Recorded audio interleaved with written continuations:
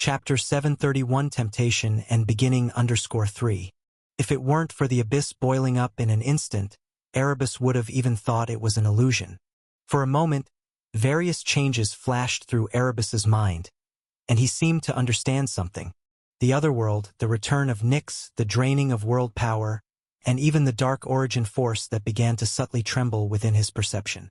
All forces related to darkness in the chaos world began to slowly increase, and as the most fundamental darkness, the reaction in the realm of lightness was the most obvious, which is why it was detected right from the start.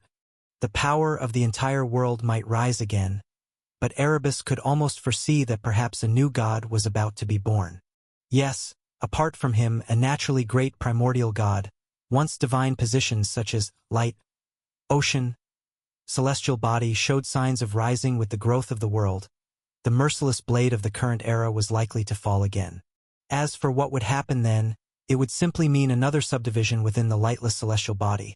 A third god of light might appear, the interior of the sea god might also become turbulent, maybe another vast ocean god system beyond the ancient sea god is about to be born. Of course, maybe nothing will happen. The resistance of this other world is clearly much stronger than the remnants of the 9 realms. If the present world is damaged because of this, maybe someone really could take this opportunity to break their shackles, and then wait for the will of the present world to come around and weaken them bit by bit. Unless the fate of the present world collapses and the old order is destroyed, Erebus didn't think the world could give birth to a divine power greater than the Divine King. But this had nothing to do with Erebus. What he truly cared about was something else. As the dark side forces of the world were rising, he felt the pressure on his spirit becoming more severe. In the ranking system defined by Lane himself, Erebus originally had a divine power level of 25, which was also a relative threshold. The first half of great divine power ended here, and once he stepped into the latter half, even the Lord of Darkness didn't know what he would face. Like Gaia, who split the sky, mountains, and ocean in almost a self-fertilizing manner, or was granted a new duty by the world but also burdened with bigger shackles like the triphased incarnation of Nyx. Whatever it was, Erebus did not want to leave his future to the elusive fate. So making a change was urgent. With a raise of his hand, he suppressed the minor injuries brought by the abyss using the power of the realm of lightness. Compared to the Blood Mother tree, Tartarus was strong, but they were still existences on the same level. With a flourish of his sleeve, his figure disappeared. The next moment, Erebus had already reached the sky of the underworld. Last time the turbulence of the world power occurred, he encountered Nyx, who had returned from beyond the world. However, the question was she the only one who noticed something in this matter? Had Lane noticed? If not, so be it, but if he had, was he really, as he thought, in the spirit realm?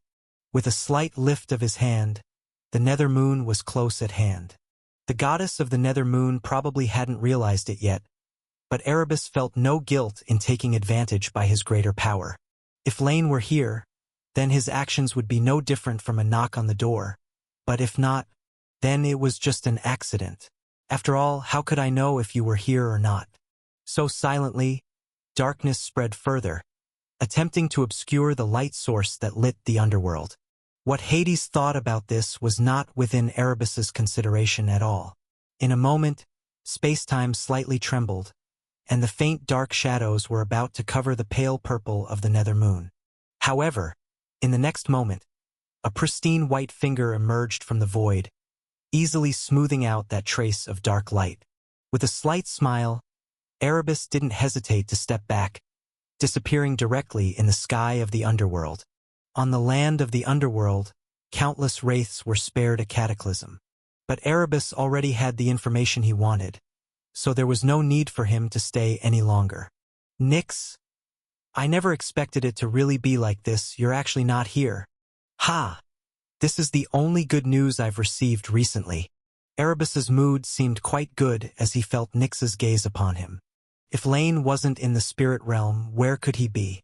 He could only be in the otherworld, and surely with significant gains.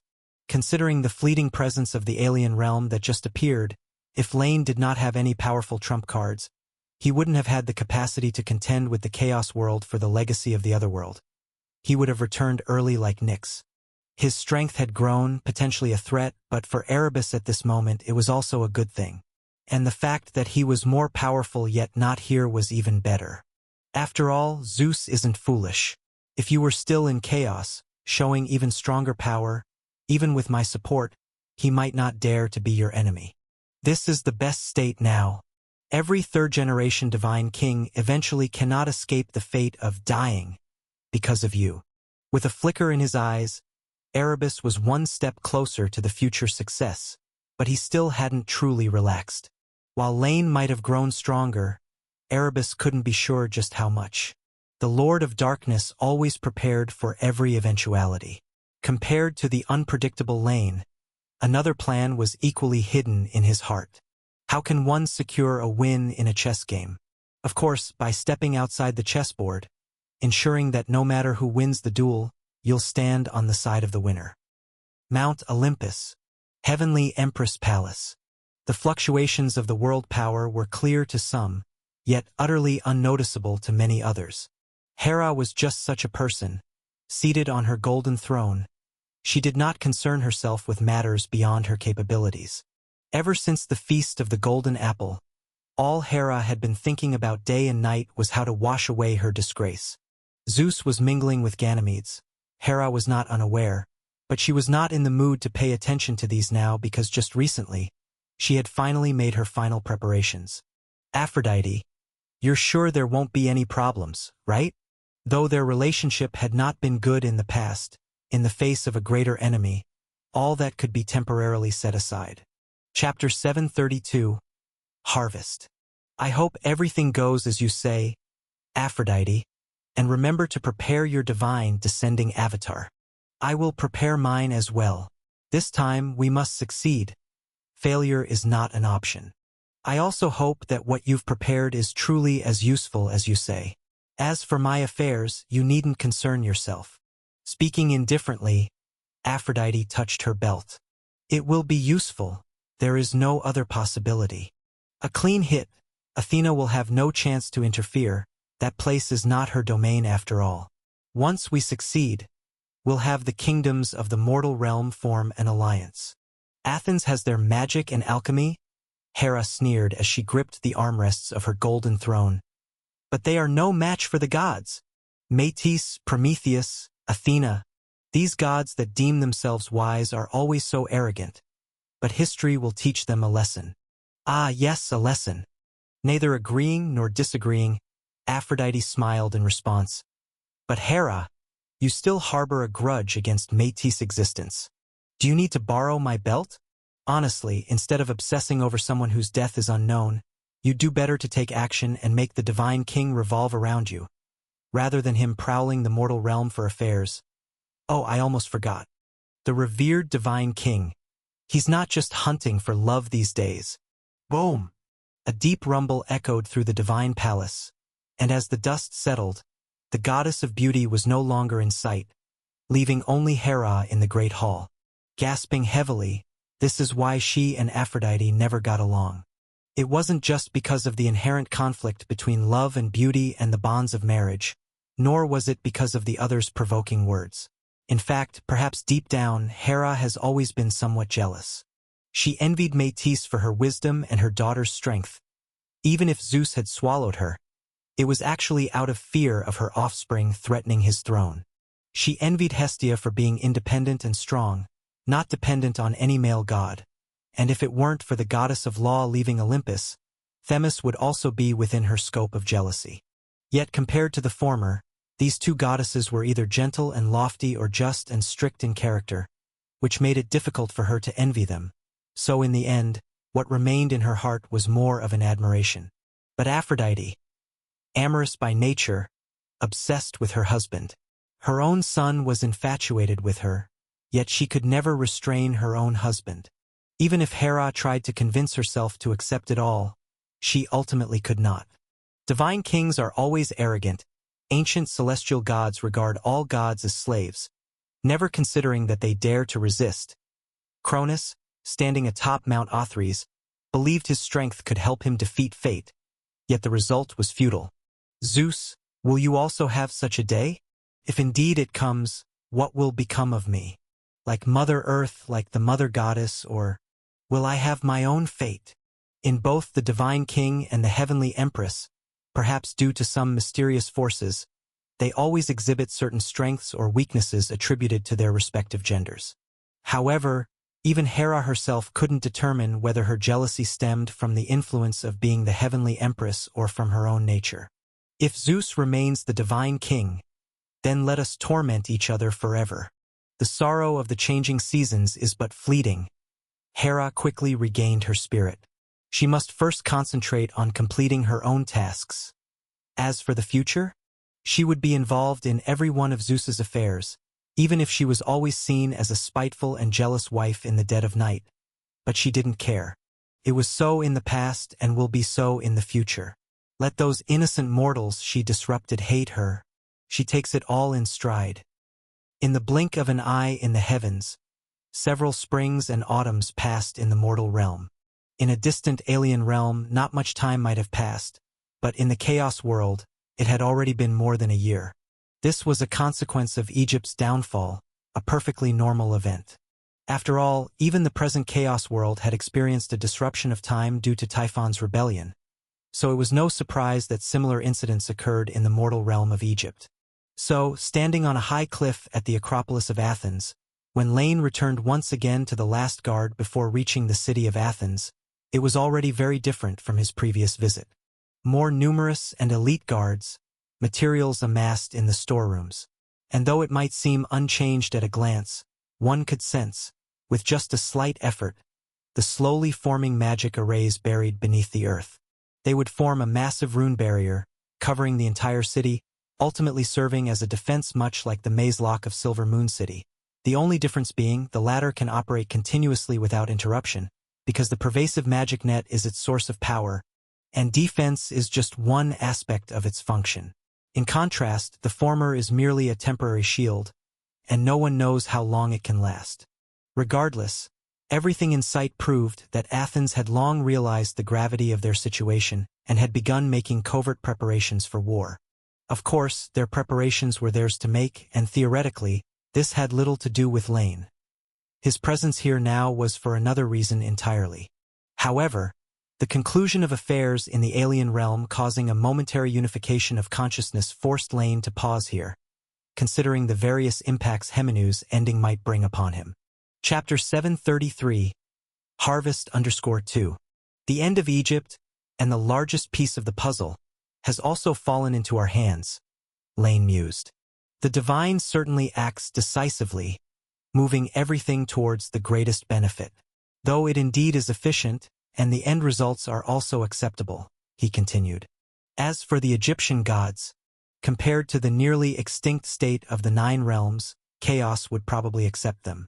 Whether they can still be called gods is another matter entirely, he reflected.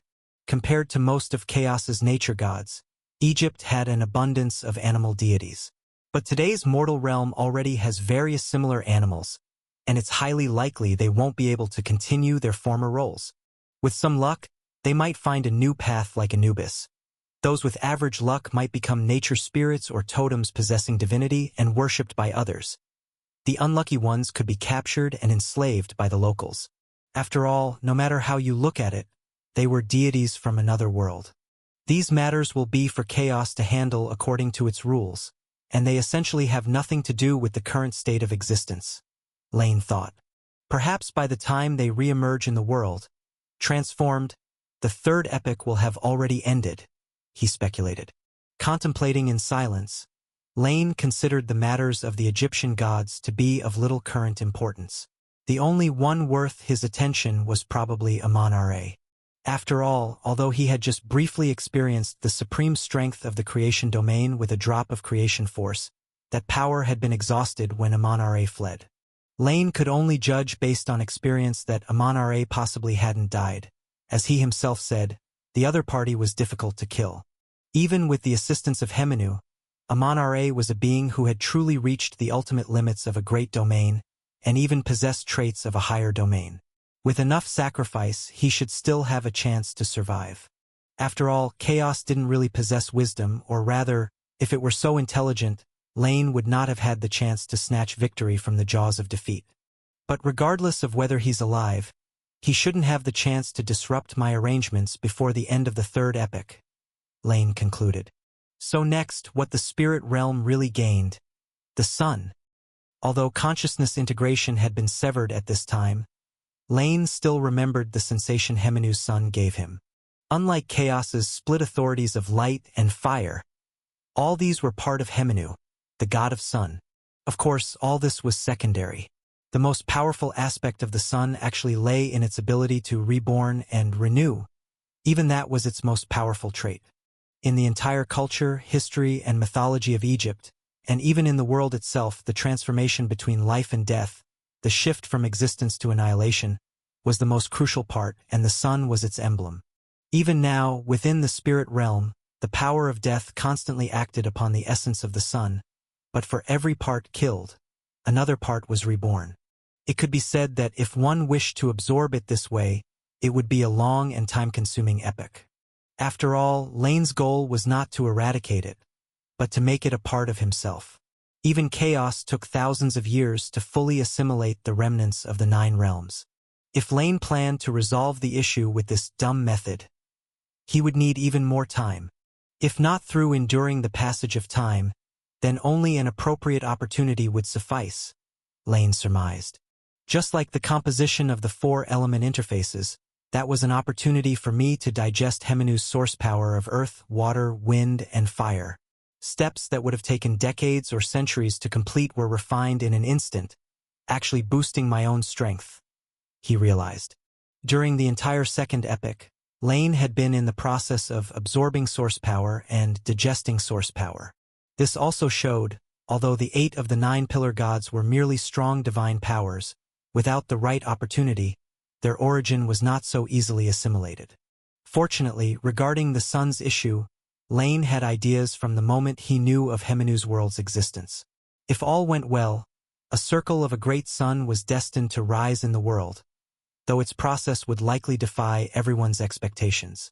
Indeed, and there was the ancient moon origin that originally belonged to Thoth, but was then replaced with a more fitting magic power by La, he remembered.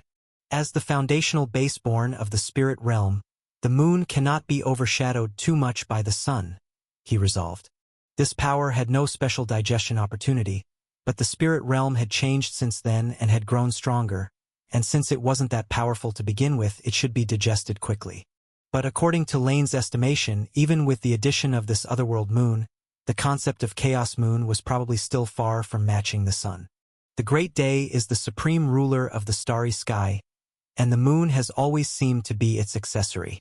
Even with Hemenu's moon acquired once more, Lane didn't believe that its authority could thus achieve a breakthrough, nor that a great domain moon goddess could emerge from it. Besides the sun and moon, the legacy that La left behind was the history he symbolized. Considering the current situation, this world's past will eventually become food for the annals of time, completing its transformation the moment it arrives at chaos, reshaping it. And the millennia of civilization it has evolved will become nourishment for the civilization slate, likely even stronger than what the faith gods have done over the years. Compared to these, the undead book in LA's hands must step aside. Those 2 powerful divine authorities are indeed valuable, but are actually only a slight advantage. Chapter 734 Harvest_3. Long before, Samsara had already reached a limitation. Both the life and death that constituted it had reached the limits under the influence of the great divine power, leaving only a minor critical point stuck there. But Lane was equally aware that this point could not be completed by the accumulation of quantity alone. It needed an opportunity as well. This opportunity was not about piling more source power related to life and death inside it, but rather a certain event or node with enough symbolic significance. It must be relevant to both life and death, not just one or the other. Fortunately, this problem was not as difficult as imagined, and would be resolved at the end of the third epoch. Therefore, the major portion of the power within this Book of the Undead was directly invested into the elemental plane of the 5th layer of the spirit realm, leaving only the essence within Samsara. In Lane's plans, Samsara would refine the Book of the Undead, then reconstitute it during a later sublimation, turning it into a divine artifact similar to the Book of Life and Death, recording the lifespans and death dates of all spirits. Of course, to achieve this, there was one hurdle that was insurmountable. That was the Moirai, the three fates who weave, arrange, and cut destiny. But this was a matter for later and need not be considered for the time being. If the destiny of the present world was dismembered, they would naturally not escape death. If the destiny of the present world was intact, then they would find it difficult to die. Thus, this was merely a casual arrangement, and did not involve any other matters. The evolution of the Genesis artifact would also take some time, and wasn't something that could be achieved immediately. Finally, this is the largest and most direct gain from this journey to another world. The 8 primordial spirits, semi-entities of the world. Even just a fragment of the absolute void is more powerful than the Book of the Undead. And the strength of the primordial waters is truly infinite. Even if it's only a part, I'm afraid I will have to completely digest it before I can assess its extent.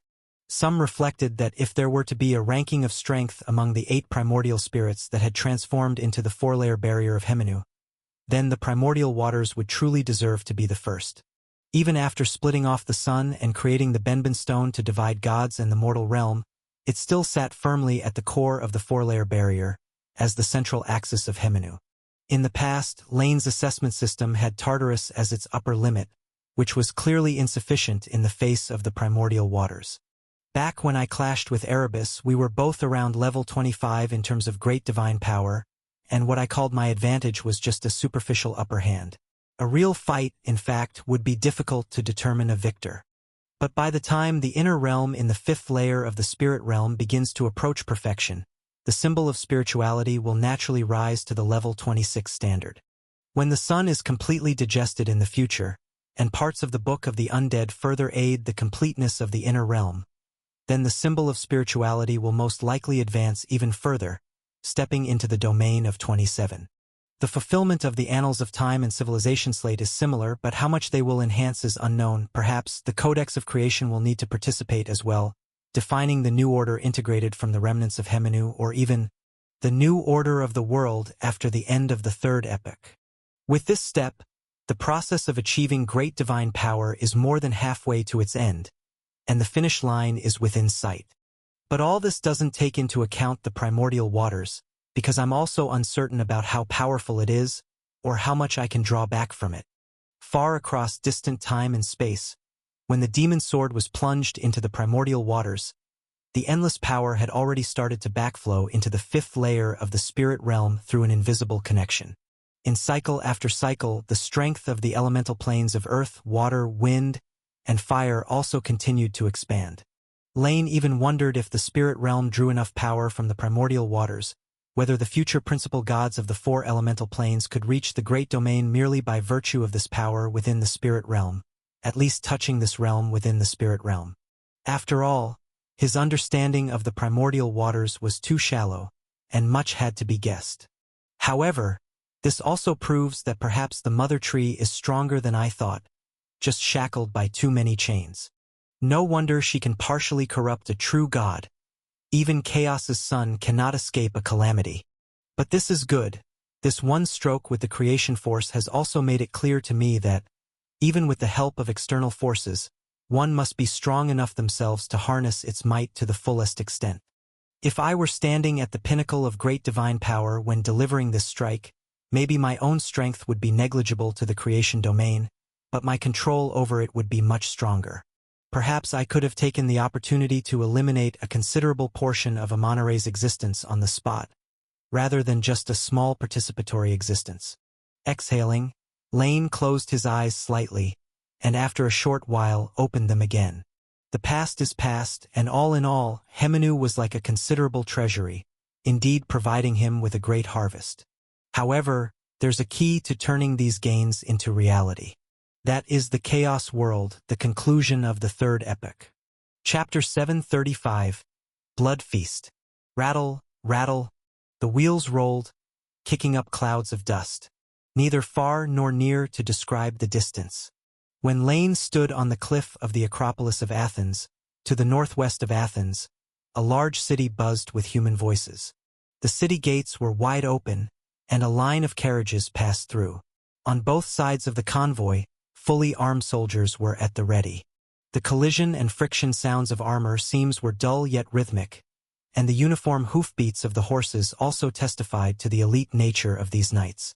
On both sides of the city's central avenue, a multitude of people cast various looks at the scene.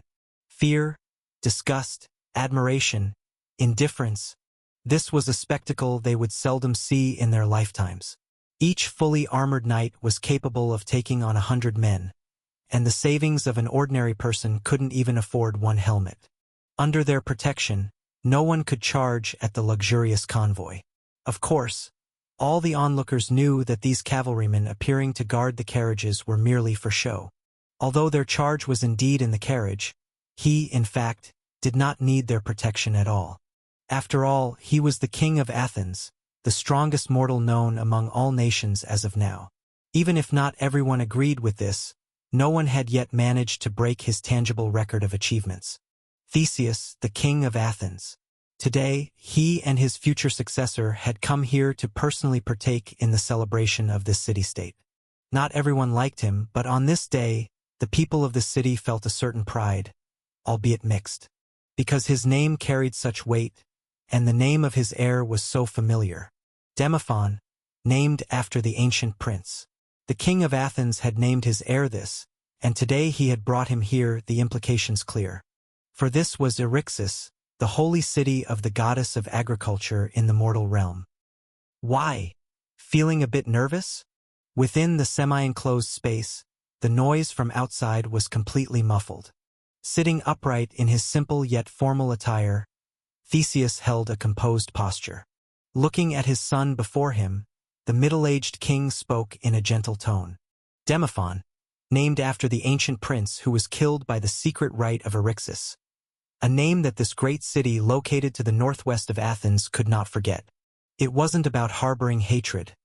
On the contrary, it was since the death of that prince that the great goddess of agriculture had favored the city. At a time when Athens had not yet been born, this small town near the East Sea was on the fringe of the human world. But from that day forward, it became renowned among nations for its prosperous and intricate agricultural techniques. The small town grew into a great city, from being unknown to universally recognized. The pains suffered by that mortal king had long been forgotten by the people, who only remembered the accomplishments of the other son of the king, the first patriarch of the Church of Agriculture, Triptolemos.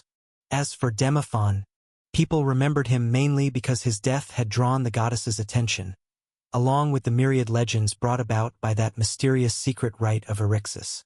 Some said that the prince's death had perfected this powerful rite, and that anyone who could withstand its test could obtain eternal life and a body indestructible even by the gods. Others said that it was actually a sacrificial ritual to the goddess of agriculture, one that no one could succeed in, its sole purpose being to draw the goddess's attention and to appease her wrath in times of anger so as not to let her wrath fall upon mortals. There were numerous rumors, but whichever it was, it indeed widely circulated among the common folk. Even just before this journey, Demophon had personally asked Theseus whether the rite truly existed. To which Theseus had replied, theoretically feasible, but unknown in practice. After all, he had never delved deep into this so-called ritual, learning only snippets from ancient texts. In this situation, Theseus had no choice but to believe in the authority of the gods, but not in their power. Theoretically, the authority of Lady Hestia and Demeter should be capable of achieving this, but over the years, Theseus had never heard of a successful case. Father, I am not nervous, just a bit worried. The deep voice drew the king's attention back, and the young prince also held his posture upright. In the original history, Demophon was also the successor of Theseus, and was the king of Athens during the Trojan War. However, this time around, he likely wouldn't have the chance to assemble the Athens Confederacy and implement the Trojan horse strategy to conquer enemy cities again. Actually, Father, I am concerned about domestic affairs. Many people think that your decision was too hasty. The unification of the Athenian statelets, the promotion of alchemy, the expansion of trade routes, the dissemination of new agricultural techniques, the research and development of smithing technologies, Completing one of these in 100 years would already secure your place in history. Achieving half of them within your demigod's long life, thousands of years later, people will still sing praises of your wisdom. Descendants will use Theseus as a synonym for a wise and enlightened monarch, and your established systems will be passed down through the ages. But now, not just the countries in the Western continent, but even those within the kingdom who oppose you form a considerable faction. Now you have come to Eryxis. Chapter 736. Blood Feast _2. Stopping the subject right there, Demophon knew that his father understood what he wanted to say. Before, though Theseus's behavior was quite aggressive, there was still some restraint. But in recent years, his actions had become increasingly urgent. Take, for instance, the alchemists creating fertilizer. The byproducts discovered in the process of studying material transformation could be produced on a large scale without the intervention of any professionals. Yet previously, considering that Athens's current food supply was sufficient for self-sufficiency, Theseus had never strongly pushed for its widespread adoption. It wasn't until the last few years that, despite multiple protests from the Church of Agriculture, denouncing it as a blasphemous creation, a symbol of alchemists infringing on the goddess of agriculture's authority, the king of Athens still went his own way. As a result, dissatisfaction from Eryxis grew daily, and its people began to resist Athenian rule. One must remember that hundreds of years earlier, this city near Athens no longer called itself a kingdom. It had become part of the Panhellenic states, so for the stability of the kingdom, Theseus had to come here to stabilize the situation. Whether he chose to stabilize through peaceful promises or the threat of force. With a gentle smile, Theseus did not look the least bit like a hero who frequently battled with gods and mortals alike. Just like an ordinary middle-aged man, as he listened to Demophon, he simply shook his head slightly. I know your doubts, child, and I understand. Too many people have told you they think there's something wrong with my actions. But I want you to understand one thing. The reason why I was able to reclaim the rights of the Athenian states in the past was not because my plans were so clever, but simply because they couldn't beat me. The reason why I was able to open up sea routes was not because I was so skilled in navigation. In the end, it's because I defeated each and every one of their masters. I am accelerating my pace not for anything else, but because if a new battle is destined to come, then I must ensure that Athens remains the victor this time too. Win and you are right. Lose, no one will speak for you. So you're here in Eryxis not for negotiations? After a moment of silence, Demophon asked. Of course I am, but only on my own terms. If they don't accept, do you still remember your name? So they will accept. His own name, Demophon certainly remembered, and he knew what Theseus was implying. There are two mainstream tales among the people about the Eryxian secret rite of the goddess of agriculture. In the first story, it was a gift from God to Demophon but was foolishly disrupted by the royal family, resulting in failure. In the second story, it was a sacrifice ceremony. Demophon's life was their offering to the goddess, in exchange for glory and reverence. So, Theseus's message was clear. If you're not foolish and are willing to accept my goodwill, then the Demophon I bring is a gift. But if you are unwilling, then Eryxis will be the first sacrifice in the upcoming Great War. But, after all, you are only a mortal with a limited lifespan. You can defeat a god, but can you defeat all gods? And even if you can, there will come a day when you grow old. Once you leave this world, can all that you established with force continue? Demophon did not know the answer. Maybe finding a way to immortality could sidestep this issue. But it was too late for Theseus to rely on divine gifts to attain immortality, as the divinity that belonged to him wasn't granted by a god from the start. A god can bestow their power to grant immortality to a mortal being, but that being is influenced by it. They can no longer scale the peak of the mortal realm on their own after having been in contact with the power of gods. On the contrary, those who ascend to the status of mortal demigods on their own are much more powerful, possessing the strength comparable to the incarnations of all gods in the mortal realm, but they are unable to accept the god's gift of eternal life. This is why there has never been a hero with longevity that dwells among mortals. At least for now, it remains an insoluble problem. You will eventually grow old and I will be crowned king. But when that day comes, will I be able to bear the heavy burdens that you could? Rattle, rattle. The carriage continues forward, and not far ahead is the former royal palace of Eryxis. The casual conversation in the chariot carries on, but Demophon's heart grows heavier. Ding, ding, ding. The lively royal palace is filled with the clear sound of bells. Maids bring the dishes up to the banquet with a fragrant breeze, the clinking of plates and cups creating a pleasant sound. The distance from Athens to Eryxis was neither near nor far. If it had been only Theseus, the journey would not have taken much time. However, such a formal visit could not possibly be made by one person alone, so after more than a day's journey, as Theseus entered the royal palace of Eryxis with Demophon, evening was approaching. Thus, brighter lights were lit in the kingdom, welcoming the king of Athens from afar. The Duke of Eryxis hosted a grand banquet in his honor. Demophon, what do you think of their attitude? After a brief exchange of greetings, the guests and host took their seats. Theseus exchanged cursory opinions with each of the Eryxian aristocrats, while Demophon followed close by listening. As the future successor to the Athenian throne, Demophon was naturally not brought along just because of his special name. Theseus was also cultivating his ability. Chapter 737. Blood Feast _3. Thus, when another aristocrat who had come to pay his respects stepped down, taking advantage of the gap before the next person stepped forward, Theseus couldn't help but comment. He seems enthusiastic, but there's a hidden sting. After a moment of silence, Demophon responded with some difficulty. It was as if he was deep in thought, and the surrounding people, seeing the conversation between father and son, could not help but pause their steps momentarily. The majority of the Eryxis aristocracy has gathered here, yet not a single high-ranking priest of the goddess of agriculture has come. According to them, these godhood practitioners are busy conducting a grand ritual.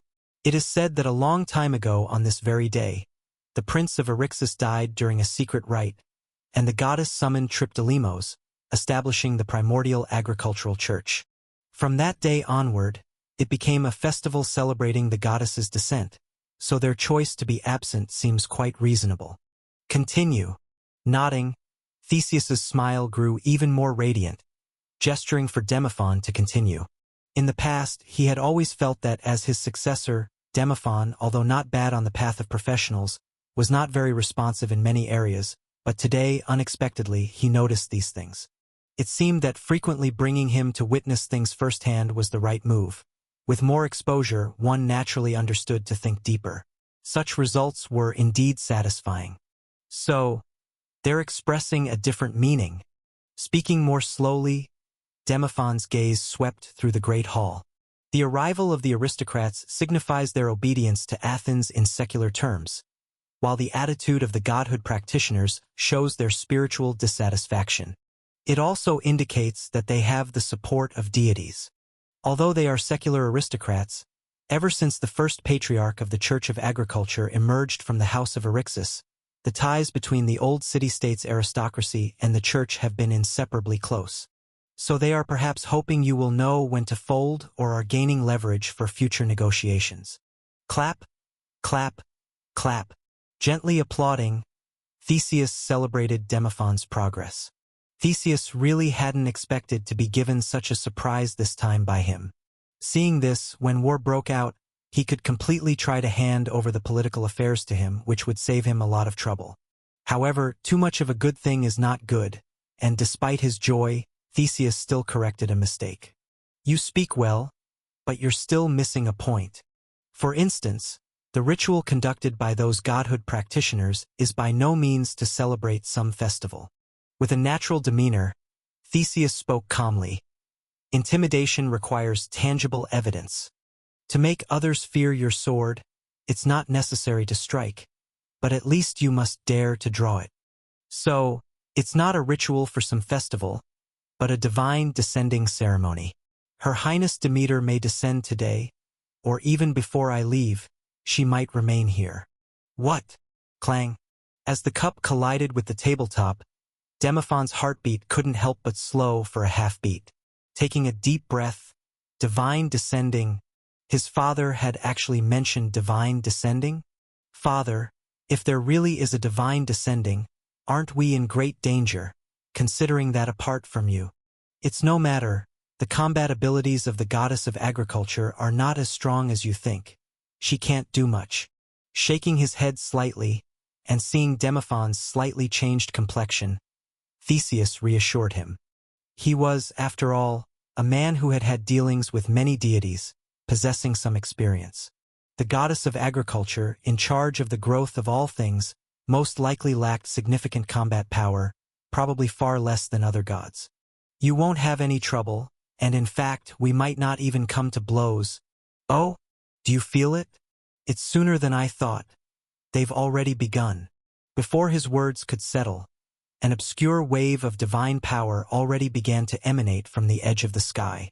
And in almost an instant, Theseus recognized the source of that power.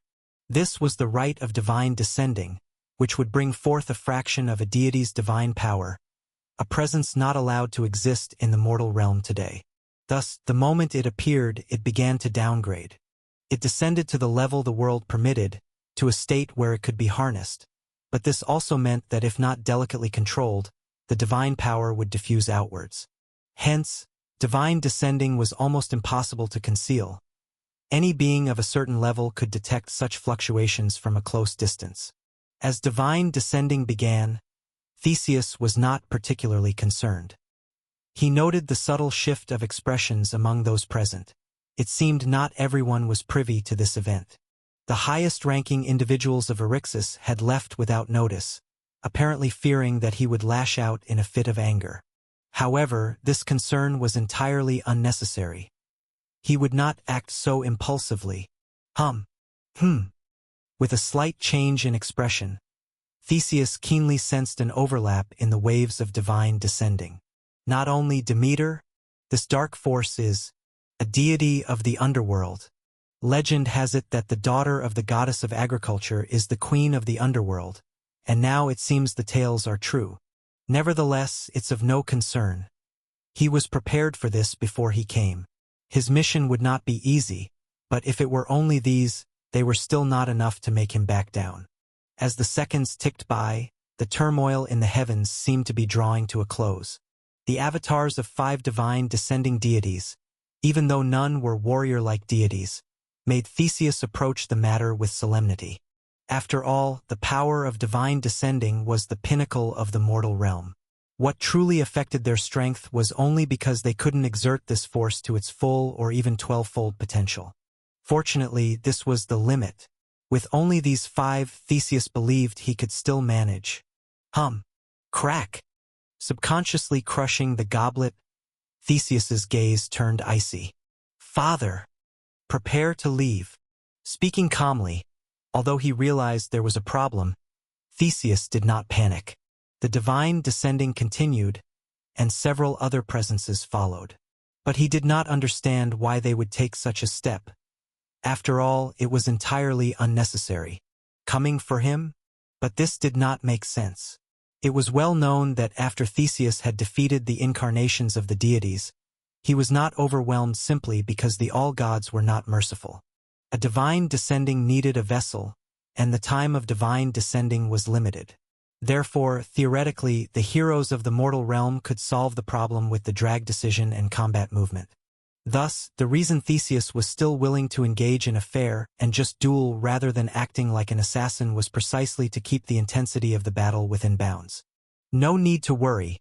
Although their numbers have increased significantly, the avatars of divine descending cannot stray too far from the ritual. And should their true forms enter the fray, they fear they may not return to Olympus.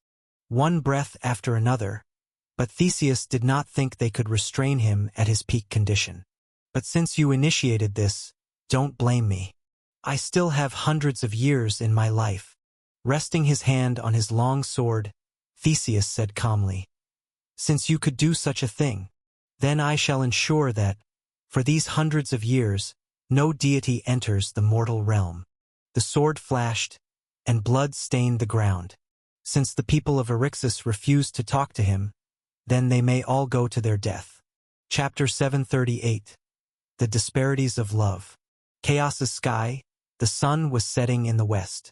Apollo drove his golden chariot across the sky, and tranquility spread over the land. The day's work had thus ended, and the deity who acted as the sun returned to Mount Olympus. The power of Mother Night emerged from beneath the earth, shrouding all the light in the sky. No one noticed the minor battle occurring in the east of the land. It was like a flower on the earth. All of Mount Olympus was completely oblivious to it. To the northwest of Athens, in the city of Eryxis, night was approaching, and the hustle and bustle of the day had dissipated. The nights of this era were so quiet, only the locations of the royal palace and the church still brightly lit. The city's inhabitants had already returned to their homes, and not a single figure could be seen on the main streets. Yet at this moment, a heavy pressure, origin unknown, weighed on everyone's hearts. Dark, heavy shadows scattered across the sky, and all the stirrings within the entirety of Eryxis seemed confined here, unable to reach afar. Clang! As time ticked by, the invisible pressure continued to climb, but at a certain moment, before it even reached its peak, a dazzling beam of light suddenly rose from the royal palace. The sky seemed lit up, and the intense light tore through the heavens. The invisible pressure couldn't hinder its movement in the slightest. Without a moment's pause, it broke through towards the southeast instantly. If unimpeded, perhaps it would have left the city in an instant. But the next moment, 5 fierce columns of light soared into the sky, firmly blocking the path of that escaping light.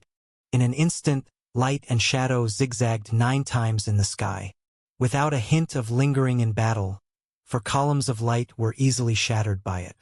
Battling a divine descending embodiment, crushing was one difficulty, defeating another, drawing even another, and avoiding battle was the least challenging. In an instant, only the last column of light, which emanated the power of the goddess of agriculture, stood before Theseus. Without the unexpected, given the goddess of agriculture's level of combat, he only needed to faint once, perhaps not even needing a real confrontation to escape. If the other all-gods' divine descendings had not been completed, and only she could not stop him, then this encirclement would have become a joke. The painstaking efforts of so many deities easily evaded by a single person. What a ludicrous scene this was. When word of today's events spread, the vast majority of mortals would not grasp the intricacies. They would merely think the gods were just so, potentially shaking their status in the mortal realm. No. Streaming light flickered, suddenly faltering in the process of thrusting forward. Looking at the figure shrouded in divine light before him, Theseus suddenly felt a premonition. From appearances alone, the figure before him was unlike any he had seen before, but appearances were never the key issue. After all, a divine descending's vessel could also be a person. Having different visages was only normal. However, now that they were close, Theseus felt 2 somewhat different divine powers. This power. You are not the goddess of agriculture. You are Hera. The voice was cold, yet his heart sank slightly, for in that instant, Theseus understood the underlying reason. The goddess of agriculture had been replaced. Under normal circumstances, one deity could not disguise as another to perform a divine descending. After all, other things could be falsified, but divine power under the sway of authority could not be imitated. Chapter 739. The Disparities of Love _2. The descent of all other gods was not yet complete. Only she could not hold herself back. So, the ambush would turn into a joke. Dozens of deities struggled with dedication, only for him to easily depart alone. What a ludicrous scene this was. Once today's events spread, the vast majority of mortals would not understand the mysteries involved. They would just think that the gods were just that, which would then shake their status in the mortal realm. No. Streaks of light flickered, suddenly halting in their sudden advance. Looking at the blurred figure shrouded in divine light in front of him, Theseus suddenly felt a premonition. From the outside, the form of the opponent was one he had never encountered before, but appearance was never the key issue. After all, the vessel for a divine descent could also be a person. Having different appearances was only normal. But now, as the distance closed, Theseus could sense two somewhat different divine presences. This power, you are not the goddess of agriculture.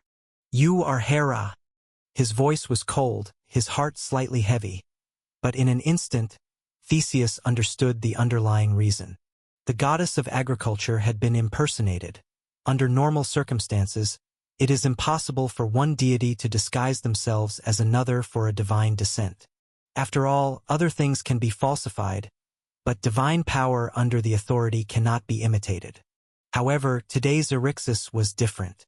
This ancient city had existed for many years. It was Demeter's holy city and the source of her church in the mortal realm.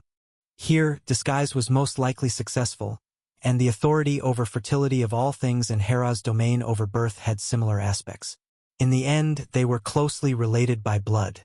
In such circumstances, concealing something no longer seemed so difficult. Not to mention, they had other things to assist them. Without looking up, Theseus could sense the shadow gradually enveloping the skies over Eryxis. Ancient legends recorded that the gods of the underworld were once products of the extended power of the primordial gods. They each possessed some abilities of the ancient gods. Hades had once separated this power to create the divine artifact, the Helmet of Invisibility. Although there are no similar records for the other gods, this does not mean they didn't exist. Their power might not be as formidable as Hades, the ruler of the underworld, but in the mortal realm, where power is limited, it seemed sufficient. So that's it, this is why you took action here. Because only here would I lower my guard against the descent of Demeter and the underworld gods, taking it for granted. And now, as night falls, the power stemming from the primordial gods thrives best in this environment, concealing the activities here. Such painstaking efforts, eyes slightly narrowed, timing and location were all in Hera's favor. But Theseus was not intimidated. Indeed, Hera was stronger than Demeter, but so what? Timing and location could never match his human harmony. Come then, Hera. Let's see. Just what difference is there between the heavenly empress and other gods? Seemed like a long time, but it was only an instant. The 4 avatars he had bypassed were about to re-encircle, but at least at this moment, there was only Hera in front of Theseus. Facing the final obstacle, the king of Athens no longer hesitated. With a flash of light, protecting Demophon behind him, Theseus had already reached in front of Hera. Under the divine light, the blurry figure gradually became clear. He seemed to see the heavenly empress's arrogant and disdainful eyes. Deities were always so proud. Yet Theseus was ready to take a hard hit and break away from the encirclement. Nothing mattered today. As long as he could leave, he had already won. What followed would be dealt with in due time. SSH. The sky instantly quieted down, as the sound of a blade piercing flesh was followed by the whooshing of the air. Corrupt and decaying power spread out, yet confined to a small patch of the sky. If one were to gaze up at the sky from the city, the mortals would see the flowing lights suddenly stopping in place. Next instant, beams of light fell from the sky, bringing with them the descent of one deity after another. The war god, Ares. The goddess of beauty, Aphrodite. The sea god, Poseidon. The goddess of rainbows, Iris. The goddess of harmony, Harmonia. Divine light fell in succession, followed by the dispersal of divine presences. Although they should have spread out, they were blocked by the shadow in the sky. Of course, Theseus knew that even without that shadow, he really wouldn't have any reinforcements.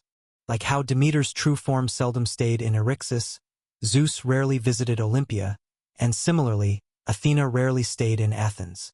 After all, today's mortal realm was a constraint for all gods.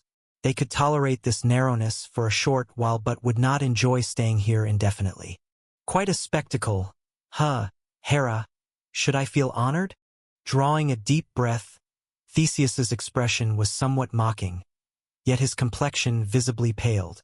Behind him, a short dagger was plunged into his chest, dark red mist swirling around it, stopping the flow of his blood.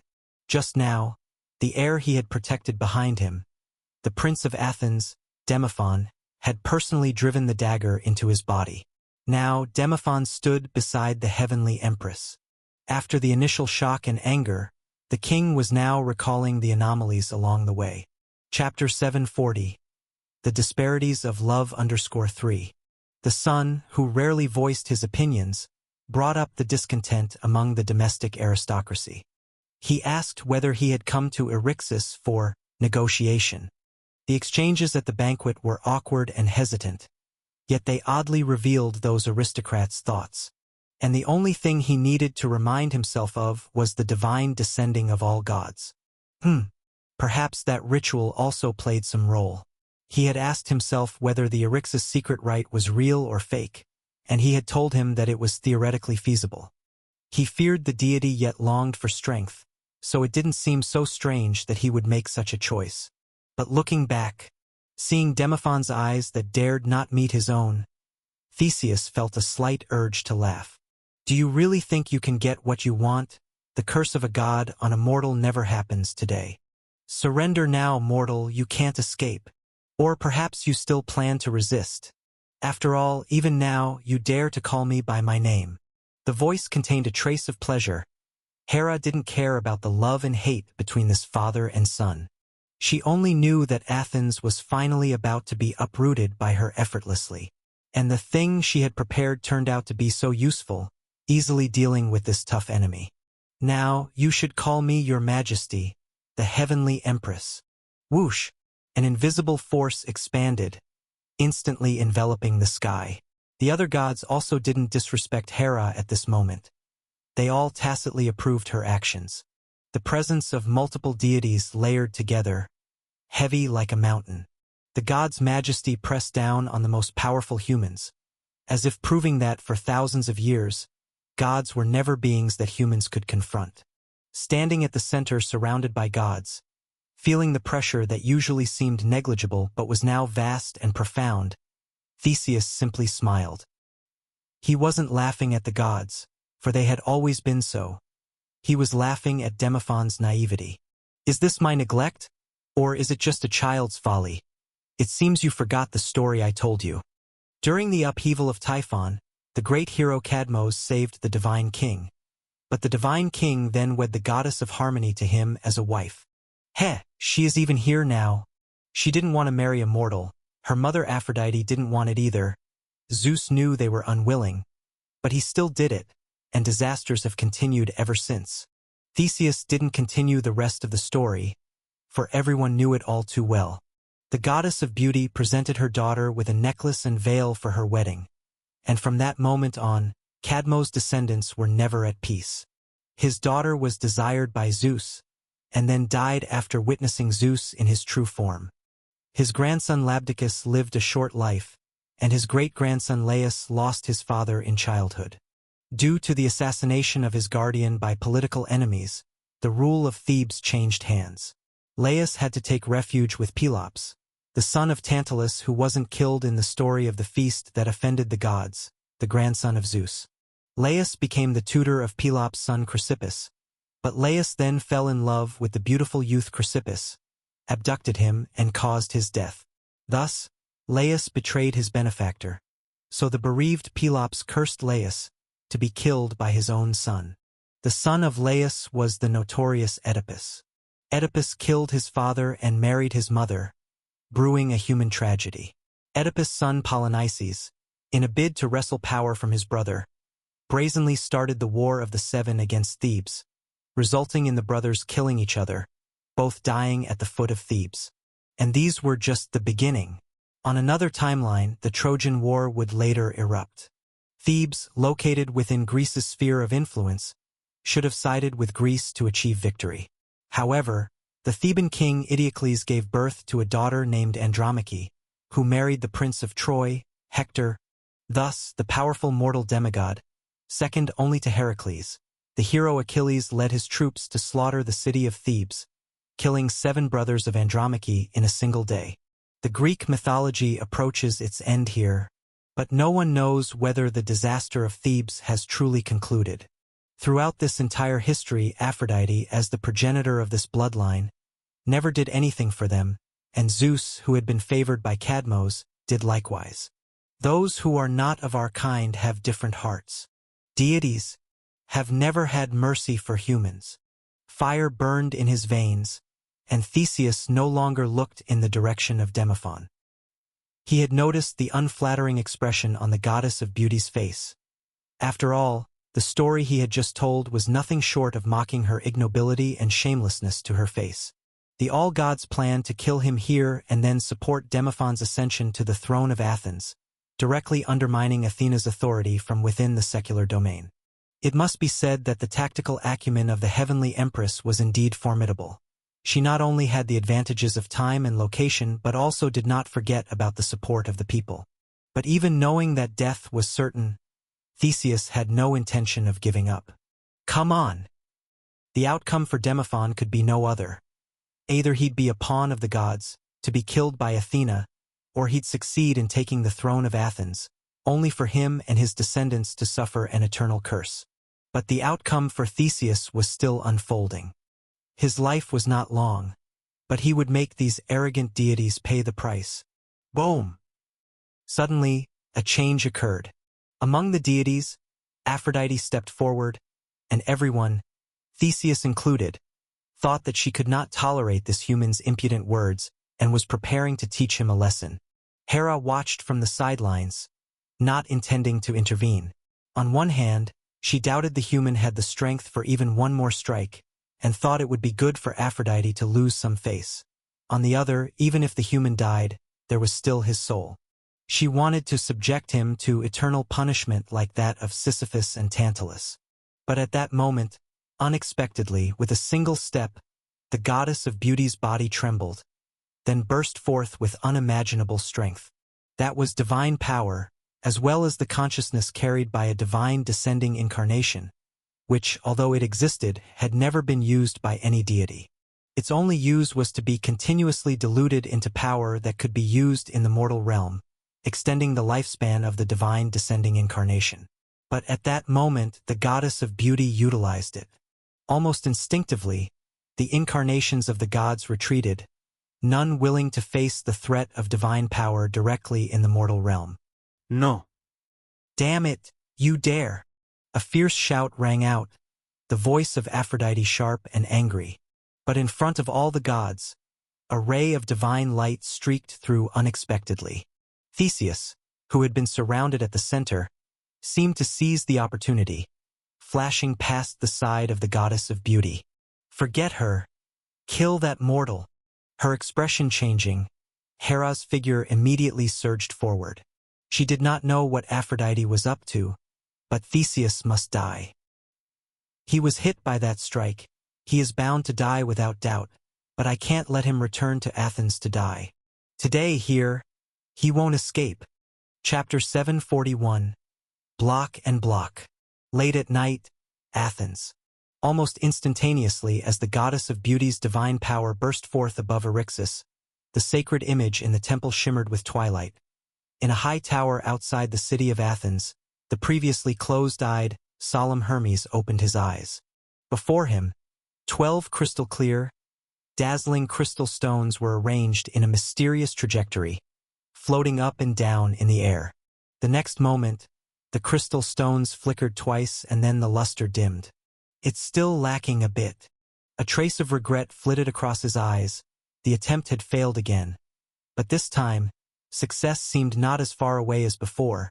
At the least, he could see some glimmers of dawn. However, these were matters to be considered later. Gathering the crystal stones, Hermes gazed toward the northwestern sky. The tower's facade before him seemed as nothing, thousands of miles away in the sky. The spreading aura of divine power was so clear, and the intangible pressure seemed to weigh on his heart. In the eyes of mortals, what brings pressure was the awe of divine power. But in the eyes of someone like Hermes, it was the chains of the law that pressured him. Since the upheaval instigated by Typhon, the law's repulsion of divine power had intensified. Even the mere presence of this degree of aura would only bring relentless suppression. It's Aphrodite. Has she lost her mind? No, that's not right. She isn't the one controlling it. Easily recognizing the master of the divine power, A hint of confusion rose and dissipated in Hermes's heart. Having been in this real world for so long, he had become increasingly clear about the harsh restrictions on divine power in the mortal realm. No deity wants to use divine power in the mortal realm, not even a deity from the underworld who was once deceived by mortals. Hermes remembered very clearly, although this real history lacked Thanatos, the arrogant mortal Sisyphus still harbored thoughts against the deities. As his life ebbed away day by day, this once also wise and martial king couldn't avoid the fear of death, so he used his schemes to imprison the true form of an underworld deity. He attempted to extract the secret of eternal life from him, but the outcome goes without saying. Once the matter was exposed, Sisyphus was punished by the enraged deity to push a massive boulder up a mountain day and night, only for the rock to roll back down, repeating endlessly. To let the mortal who prided himself on his wisdom do the most mundane and never-ending task forever. This is the punishment of the deities. They knew how to torment a prisoner psychologically. Sisyphus's behavior since then became a topic of conversation over tea for all gods. Yet in his story, the reaction of the unnamed true god of the underworld vividly showed the current god's fear of the law. He would rather be imprisoned by mortals for decades, losing all dignity, than to burst forth with divine power and leave. It's clear that in the deity's heart, the latter was simply more unbearable than the former. Even so, such an incident still occurred today. Sighing softly, Hermes walked to the window-sill of the high tower. But no matter the reason, I should fulfill my promise now. Theseus, I promised you you'd do your best to help me, and I, too, will provide the necessary aid to you and your descendants as long as my life is not threatened. In the distant sky, a streak of light was speeding toward Athens. Behind it, a dozen powerful auras were rapidly closing in. Seeing this scene, Hermes couldn't help but smile a bit. He was once a god, a member of Olympus himself. But now in this age he stood on the opposing side. There's no helping it, having once been a god. I can understand a god's thoughts. They will never truly accept me, because now I am also a human. One should act according to one's place. If I can no longer be a god, I can't just wait for death. With a flicker of thought, the entire tower subtly trembled under the will of Hermes. At the base of the tower, within a huge cavity stood 72 pillars, each carved with patterns. At the top of each pillar floated a crystal stone, identical to the 12 Hermes had before him. Even those 12 were originally part of here. Only a few pillars at the top were still bare, utterly empty. Intricate patterns surfaced on the floor and the dome of this space. Countless runes lit up in sequence. Elemental power continuously drawn from the magic net flowed through each pillar, becoming more subtle and profound. It then followed certain channels up within the tower, a process that looked prolonged but was merely momentary. The dark tower seemed to be illuminated at this moment, as light extended from the base, eventually concentrating within the spike at the tip of the tower, like a lightning rod. A strong light flashed momentarily, then dimmed, as if regathering energy. Standing at the pinnacle of the high tower, Hermes couldn't help but nod slightly. What he truly wanted was not this was just a byproduct of the research. But now it seemed, at least in Chaos's mortal realm, this thing was indeed quite useful. Boom! With a backhanded strike, the bronze armor was inches away, colliding with Theseus's sword blade, the massive force causing the armor to dent inward. Yet the descending Ares didn't care at all, a mere vessel, to die was to die. But the human before him was indeed someone Hera and Aphrodite both wanted dead. Chapter 742.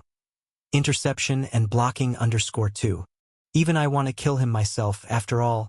If Athena herself can't get revenge on her, a king of Athens might barely suffice. Bang! Cough, cough. The frail body was struck again, and Theseus felt his consciousness beginning to blur. The dark red mist wafting from the dagger plunged into his chest seemed to be speaking to him. However, Theseus knew that this was by no means an entity he could communicate with. He had seen those tainted by evil creatures and had tried to salvage their spiritual state, but to no avail. He did not want to die before making his final arrangements, But even less did he want his body to become a host for evil creatures, wreaking endless disaster in the mortal realm. It's futile, you won't be able to escape. The rainbow light blessed him, the power of Iris, the goddess of the rainbow, making Ares' speed noticeably faster. Athens is just ahead, but you won't have the chance to enter. Ha ha ha. I'll chop off the dog's head she raised, right outside her temple. The more intense the aggression, the more turbulent the warlike intent surged. All his strength converged in one spot, and Ares' blood-red eyes shone with divine light. Boom! In a split second, Ares thrust his spear forward, but at the edge of that vast city in his line of sight, there seemed to be a flicker of light. The next moment, a slender beam of light, as if defying space and distance, struck Ares' chest in an instant. The protection formed by the flow of sacred power was like a sheet of paper, and the armor made from divine mineral was nothing but a paper shell. A pure and concentrated energy blast pierced his chest and then passed through the clouds in the sky behind Ares. What is this? Staring incredulously at the hole in his chest, Ares' eyes widened, glaring at the distant city. He wanted to fight again, but as the life of his avatar ended, his divine descent also inevitably came to an end. Ah! Despicable Athenians! You all deserve to die! The echoing voice resonated through the sky, and then a column of light shot up, piercing the heavens. Just like his arrival, the will of the descending deity returned to its divine body. What happened? Her expression changed, and Hera, who had been following closely after Ares' avatar disappeared, paused subconsciously. She had never known that such a method existed within Athens. She knew the maze lock of Silver Moon City could counteract the divine avatars, but that was after all the masterpiece of the goddess of the magic net. But what was this scene before her all about? Rumble, rumble. In the distant sky, Theseus once again clashed with Poseidon's avatar. But after a brief pause, Hera set off once again. Her plan was so ingenious, but Aphrodite and the scene unfolding before her kept causing twists and turns. Unknowingly, a shadow of gloom surfaced on Hera's heart. As if everything was predestined, no matter what, she could not simply end her dispute with Athena so easily. Good. Very good. Instinct told Hera that perhaps Theseus was not destined to die outside the city of Athens, but that was fine too. An early death or a late one was all the same. Directly contaminated with that thing, a mortal without the essence of immortality was doomed to die. If it couldn't be resolved without a fight, then let the earth run red with blood.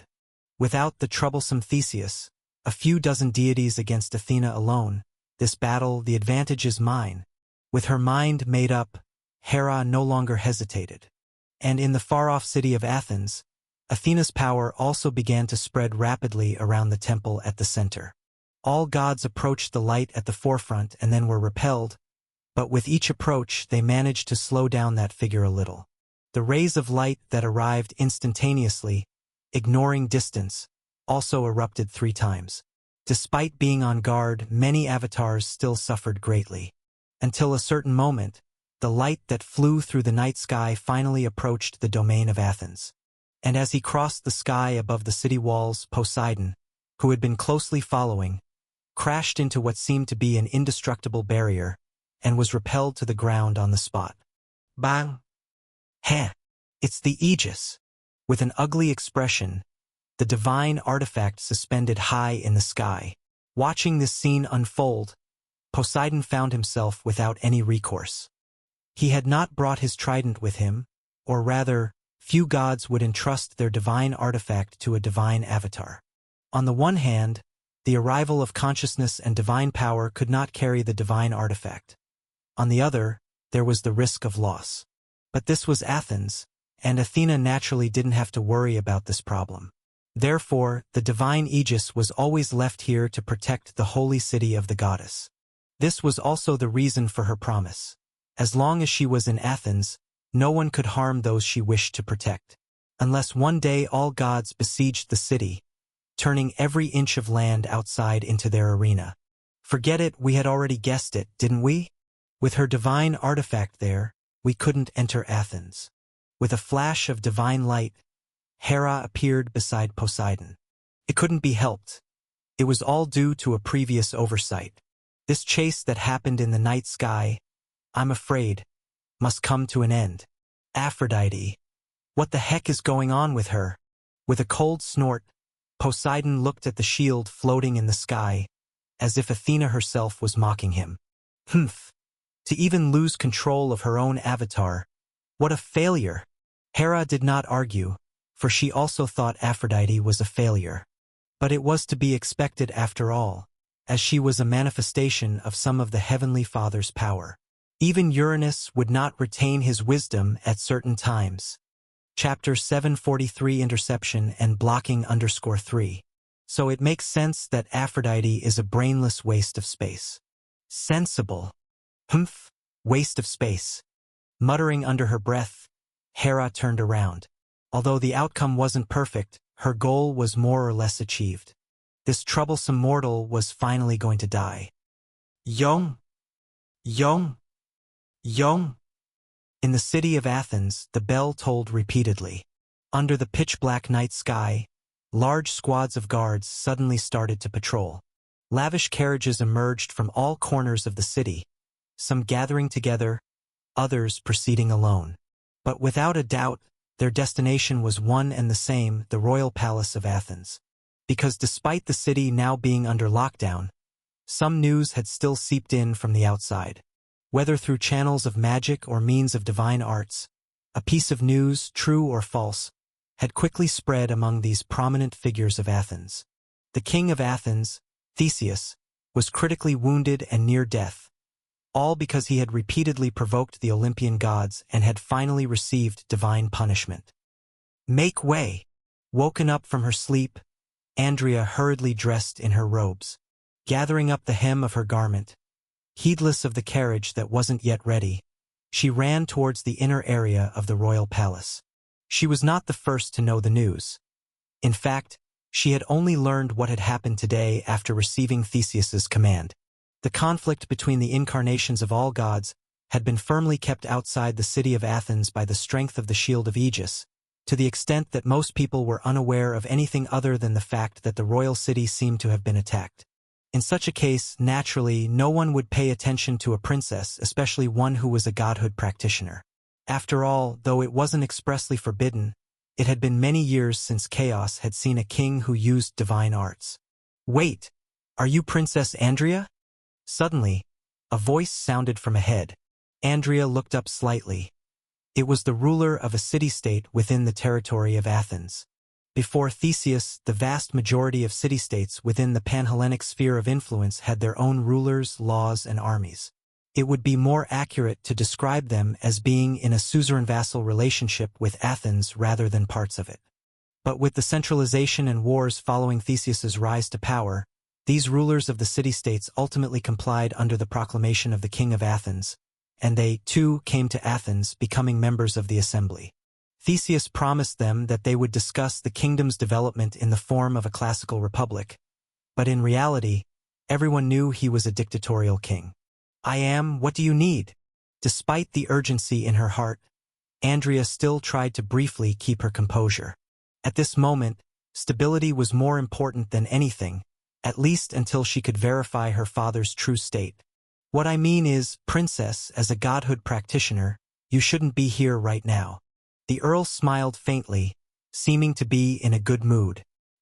He appraised the princess before him, shaking his head gently. You are a servant of God. Why bother with worldly matters? Please go back. As a member of Athens, we will check His Majesty's condition, and considering his divine might, he probably won't have any issues. But it was my father who summoned me here. Andrea took a deep breath, attempting to explain. However, the Earl before her kept on talking incessantly. No, if His Majesty is fine, he could visit you in the temple anytime with his abilities. If he is unwell, I'm sorry to be blunt, but I doubt the authenticity of your summons. As far as I know, the predicament facing Athens now either stems from the will of the gods or is due to some tricksters proficient in lewd magic. Who knows? Divine arts, decree, intimidation. Her eyes flickered with divine light, and Andrea uttered a word that sounded impossible to be produced by human language. In the next moment, as if his spirit had suffered a heavy blow, the Earl collapsed to the ground. He was not this incompetent, but the Earl did not expect Andrea to take action against him here. In fact, if it were a normal time, he would be right in his assumption. But with tensions high, Andrea seemed to recall her brief and thrilling adventure from before. Subconsciously, she had struck down the person before her, only to then realize what she had done. "Your Highness, you!" The onlookers nearby seemed shocked, but Andrea was even more frustrated at the moment. Unsure how to deal with her actions, and grateful there were no deaths, but since she didn't know how to handle it, she decided not to handle it at all. "Make way!" She spoke again, then strode forward. To Andrea's surprise, no one else stepped in front of her as she proceeded into the inner palace. Chapter 744. Truth. Passing through the corridor that connected the outer hall and the main hall, she moved inward. Although the royal palace of Athens did not have the labyrinthine structure that would confuse assassins as some later palaces did, it still had a vast area. Passing the hall where they would usually hold council, Andrea saw several influential figures in Athens, gathered in small groups, discussing the startling events of the night. Theseus would usually convene meetings here, listen to their opinions, and announce his decrees. But now he was not here, and the prominent seat remained ominously unoccupied. "Your Highness, this way." Following the call, Andrea looked in the direction it came from. It was her father's trusted aide, standing near a side door at the back of the hall. With a sinking feeling, Andrea noticed some gazes inadvertently directed at her from the surroundings. The fact that the king returned in the dead of night but did not meet with ministers in the main hall to stabilize the people's hearts, preferring instead to have the princess meet him first, did not seem like good news at any rate. "Breathe, Andrea. Don't panic, stay calm. You can handle this, it's just a small matter, it's not a big deal." Mentally encouraging herself, Andrea raised her head and displayed a polite smile. She turned and nodded at those looking her way, acting as if it were just another normal night. Some returned her smile, others wore a look of anxiety, while a few ignored her altogether. But Andrea didn't say anything. She just did what she needed to before moving towards the rear side of the hall. "I'm here, please lead the way." Without saying much, for Andrea was well aware that most of those present in the hall were professionals of exceptional skill, capable of hearing even the slightest noise. Therefore, despite her worries about her father's condition, she didn't ask any questions. "All right, please follow me." With succinct words, the chief guard turned and led the way, and Andrea promptly followed. As soon as they left the hall, the murmuring behind them grew intensely. Arguments, disputes. Some were pondering the matter of the next king, since Theseus had other sons, not just Demophon. Others were discussing how to stabilize relationships with neighboring territories once the new king ascended. While Theseus was alive, Athens acted without restraint, but in his absence, they would face much backlash. Eryxis was just the beginning. Many were aware of Athens' secretive preparations for war in recent years. They knew who their enemies were, and none other than those ancient human kingdoms in the West. Despite objections and fears before today, since Theseus had insisted on his course, everyone else had to comply. But what choice they would make after today, that was uncertain. Clang, rattling, crash. The nectar cup tipped over, shattering on the ground into countless pieces. The still paleness of the injured Theseus at the front of the throne room retracted his hand, momentarily speechless. The cup had hit the floor, and what shattered was not just the vessel. Shaking his head slightly, Theseus didn't know what to say. Although the divine assassination had not succeeded, he had eventually returned to Athens. But they had also succeeded because the dagger in his back remained there.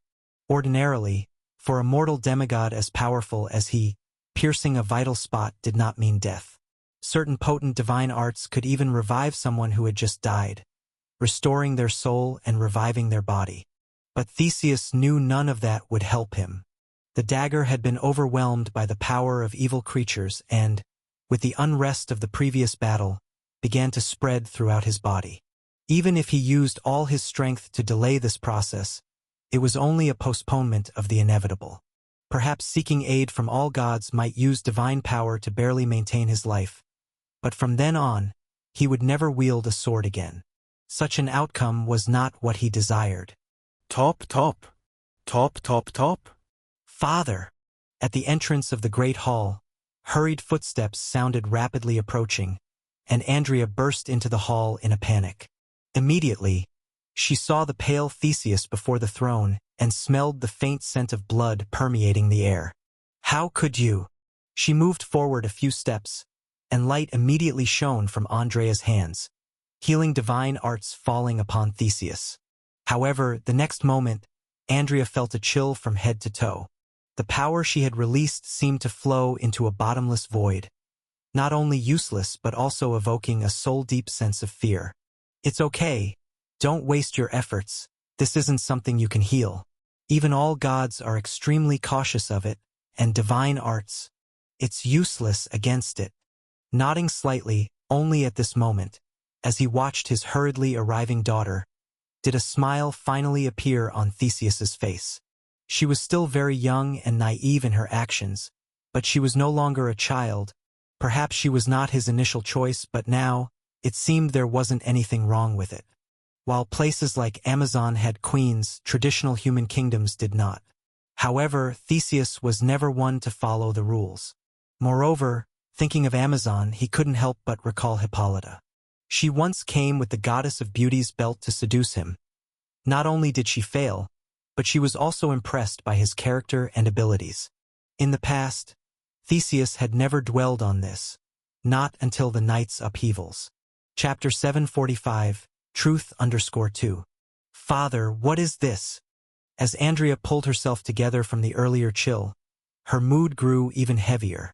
She could not name the feeling, but it undoubtedly proved that Theseus's injuries were far from optimistic. However, in the face of his daughter's confusion, the king merely waved his hand slightly. Andrea, I know what you want to ask, but unless something unforeseen happens, I am going to die. What? But, let me finish.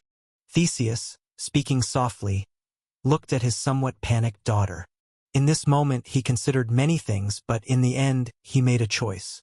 I will tell you everything later, but for now I need to tell you. After I die, you will be the next ruler of Athens. Crack. Theseus's voice was not loud, but it was accompanied by the sound of thunder. The forces stirred up by the incarnations of the gods had ultimately affected the atmosphere, and Athens, already close to the sea, was about to face a heavy downpour. Lightning streaked across the sky, followed by rumbles of thunder. A torrential rain was about to descend, cleansing the dust within and without Athens. However, at that moment, there was no joy in inheriting the throne in Andrea's heart, only an endless grief and bewilderment. Father, I remember. Inside the great hall, stunned for a long moment, Andrea was somewhat lost.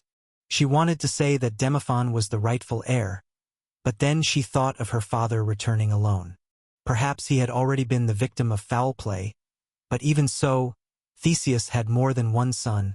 Demophon chose all gods, which is also the cause of everything today. Although there are rumors that Hippolytus bears a grudge against the goddess of beauty, I no longer have the time to verify the truth of it. His voice calm, Theseus looked at Andrea. To suddenly learn that one's older brother was a traitor was not something anyone could easily accept. But his time was short, so without giving her much time to digest, Theseus continued. Now that I think about it, it really isn't that strange. Demophon has always been afraid of the divine, but this fear appears as reverence. Actually, you are a follower of the goddess, and at first, I did not wish to choose you, but do you know, Andrea, when I changed my mind? Her eyes widened slightly. Although still staggered by the successive shocks and struggling to come to terms with them, Andrea was once again startled. Because she was a follower of the goddess, he originally didn't want to choose her. Could it be that, in her father's eyes, the goddess was not to be trusted, too? Not at all. I have no disrespect for the goddess. As if perceiving the thoughts of his daughter, Theseus spoke indifferently. But a god is a god, and a human is a human. You must understand, gods have their own interests and humans have theirs. In the eyes of the gods, humans are property. They are interests. They are the tools through which they gain strength and status, but they will never be equals. I don't think there's anything wrong with Princess Athena, and I believe she cares a lot about her property of Athens. But since it is an interest, it can naturally be abandoned for a greater interest. That is the difference between gods and humans. The ruler of Athens does not need to oppose all gods, but he should not devoutly worship a particular god, and then truly treat himself and all of Athens as the property of the other. That's why I liked your speech at the debate, Andrea. As a human, one should have human justice. Feeling somewhat startled, and although still feeling sorrow and at a loss, Andrea also felt a bit embarrassed. She was very aware of how she conducted that so-called debate. So, is that when you began to change your mind? A half-reason. Nodding slightly, Theseus smiled. The other half-reason is that I accidentally discovered that you have established a connection with hell. Exclamation point. Feeling a pang of alarm, Andrea froze again. Watching his daughter's reaction, Theseus smiled again. Surprised, aren't you? But since I brought you back, of course, I investigated your disappearance. The Museum of Knowledge in Thuringen, the caravan you encountered on your way, the sacrificial rituals found by the Saint Knight who went to investigate, and your experience in the Acropolis. Locking down your companion would have been easy, but just like those demons I've encountered before, once they lose you, their ability to hide their tracks is just as strong. I do not approve of you dealing with demons, Andrea, but the fact that you maintained this contact even after you gradually began to guess the identity of the other party proves you do not blindly trust the gods, and that's what really pleases me. Moreover, based on my personal experiences, actually, compared to the gods, I would rather deal with demons. Even if it's only been a few meetings, they have left a very deep impression on me. Tapping lightly on the table, Theseus remembered the adventures he had before he ascended the throne. He had gone through many things back then, competing with those demons who snuck into the mortal realm and even making deals with them. There's one thing they say that I really like, making rules for others to follow. That's what the gods do. Making rules for other gods to follow, that's what the Divine King does. But making rules that, unless there's a loophole previously overlooked, will be strictly adhered to even by oneself, that's what demons do. So, to be honest, I'm not against dealing with them, as long as you're not deceived. It's because of these two things that I've occasionally let you sit in and listen to how I deal with state affairs in recent years. Of course, if today's upheaval hadn't occurred, I might not have decided to have you replace Demophon. Chapter 746. The Truth_3. Cough, cough. Having said too much, Theseus was a bit out of breath. He stopped Andrea, who wanted to move forward. At this moment, it was better not to make contact with him. Enough, all these are trivial matters. Now, I have to tell you what you must do after I die. Whether deity or demon, they can be trusted, but not completely. Remember, only strength truly belongs to you, and only their interests are what they desire. Gazing into his daughter's eyes, Theseus's voice slowly regained some firmness. Hermes is my friend, indeed, and his background is mysterious. But just like that friend from hell you know, after my death, he may not necessarily be trustworthy, but he will definitely not side with all gods. You can seek his aid against all gods, but you must also be cautious about his requests. You should have understood the ministers of Athens by now, who are for war, and who wish for peace, who has ties with the church of which deity, and who is dissatisfied with me taking control. I haven't killed them all before, not wanting to be too oppressive, but now that I am going to die, it's up to you to kill. Father, subconsciously wanting to refuse but looking at Theseus's pale complexion and remembering the earl she had brought down, Andrea fell silent for a moment before finally nodding. But she looked at her own hands, doubting whether she really possessed the strength to do as her father had done. You can. The strength of a godhood practitioner comes from the deities, which was also why Theseus had not planned for Andrea to succeed the throne. Should a deity wish it, she would become immortal. But now that Theseus had made up his mind, naturally he had a way to solve this. Among the avatars of deities he had pursued, only the avatar of the war god truly fell, and he took with him a part of the latter's remains. There was also his own sword, which had accompanied him for nearly a century. Andrea, you must remember, the affairs of humans, only humans will truly care for them. Living under others' breaths, existence can be extinguished at any moment. Whether it is others' flattery or fear, those relationships, interests, favors, everything is built upon your own ability. Your wisdom, your martial strength, everything you possess, it is the cornerstone of it all. Dignity has always been at the edge of a sword, and the truth, always within reach of your strength. So, grasp this sword. From today onwards, you are the Queen of Athens. Hiss! In an instant, blood-red flames rose from Theseus's body. Even the remains of the metal and divine power of the war god's avatar were ignited. They converged upon the sword, becoming part of it. At this moment it felt, deep within, as if Theseus touched another domain. He saw the world spinning, and between each inhalation and exhalation, the rules of life interwove, sprouting new strength. This power originated from everything but also returned to everything. Without external forces, perhaps the world would accumulate and grow through this internal cycle, making everything thrive and prosper. With a flicker of regret, intuition told Theseus that this internal cycle of the world might contain some kind of essential mystery. But he no longer had time to understand, his life nearing its end, and vaguely, Theseus felt that to touch this cycle, he seemed still to lack some medium. That will be for future generations to concern themselves with. As for my story, it shall end here. His soul and flesh ignited by his own divinity, Theseus did not seek what some call an afterlife. Whether samsara existed or not, if one lost their memories, what relation would it have to him? If the hymn of the next life knelt before all gods in prayer, that would be the ultimate denial of who he was. Thus, everything went into his own sword, Theseus's figure gradually fading away, leaving only the weapon to be reborn in the flames. Clang, clank. After a while, the dagger and the sword fell to the ground, one after the other, emitting a crisp sound. Within the expansive hall, only Andrea's slender figure remained. Chapter 747. Realization. Father! The dagger fell to the ground.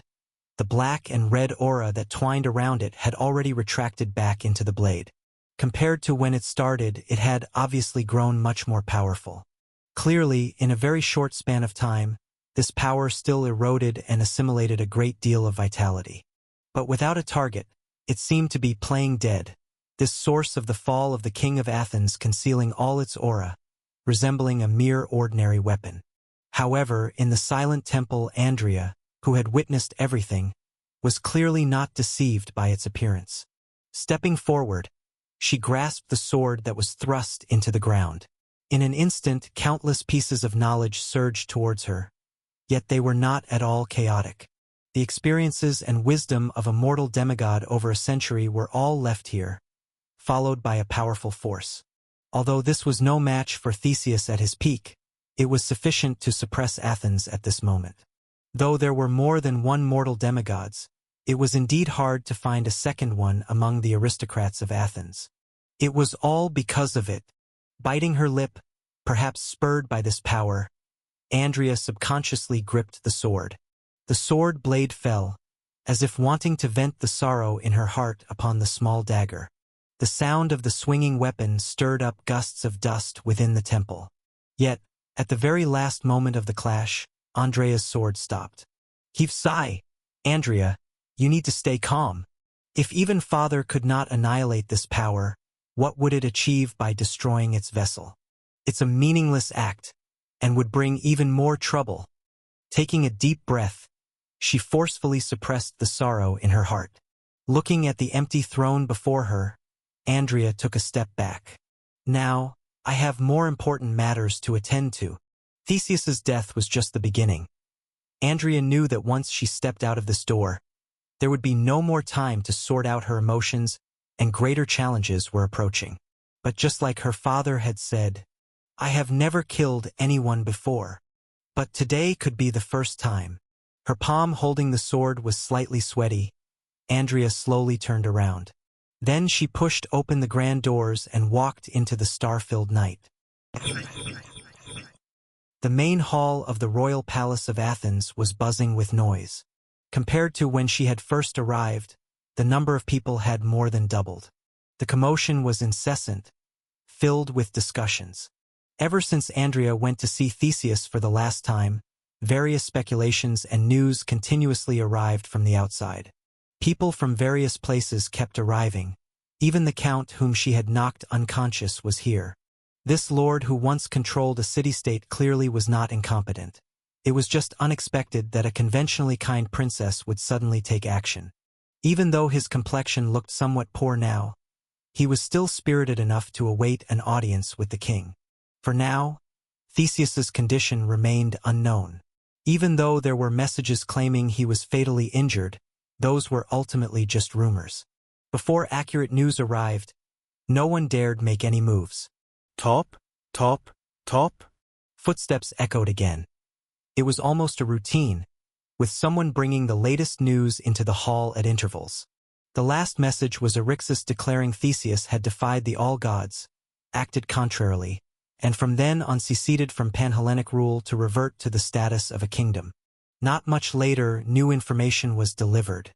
"Gentlemen," after speaking with the newcomer for a while, an elderly man turned to face the waiting dignitaries. He sighed softly, his expression grave as he spoke. "According to the latest news, the situation is likely more troublesome than we thought. Eryxis has declared independence.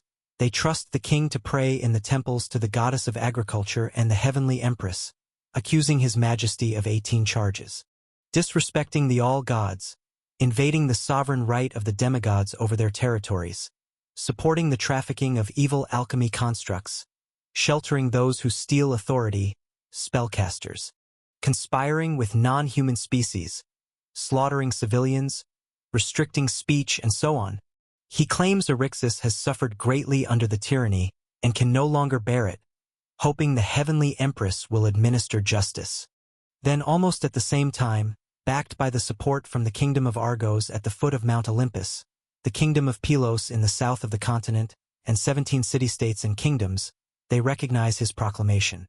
Yet they believe the accusations against his majesty are inaccurate, as the 18 charges are far insufficient to describe all the transgressions. So, what do they say they are going to do about it? With each word, the atmosphere in the hall grew heavier. Finally, someone could no longer bear it and chose to speak. And the old man reporting the news just sighed again and then slowly said, "Of course. With the connection between the all-gods and the followers, it wasn't long before a final decision was made. These kingdoms, city-states, numerous trade guilds, and the churches of the all-gods made a joint decree. They declared that the actions of King Theseus not only endangered Athens but would also jeopardize the stability of the entire human world. And under his majesty's rule, Athens was the source of all evil. So they request his majesty to abdicate, go to Olympia for trial, to kill all the spellcasters in Athens except those who are godhood practitioners, and to cut off trade with regions outside the rule of the all-gods. The royal family of Athens should allow each city-state to reclaim autonomy, cancel direct rule over the territories, restore the original systems, compensate the sea god church for past maritime trade activities, and establish a sea god temple within the city. However, considering all the faults originate from King Theseus, the countries have decided to not pursue those who followed him, supporting Prince Demophon to inherit the throne of Athens. The fault lies in the king. All these measures, they demanded that Athens must accept within 3 days. Only then could the sins previously committed by his majesty be stopped. As the words fell, the assembly burst into an uproar. Before the news arrived, the aristocrats in the hall might have had various guesses, but when such content was confirmed, many things no longer needed consideration.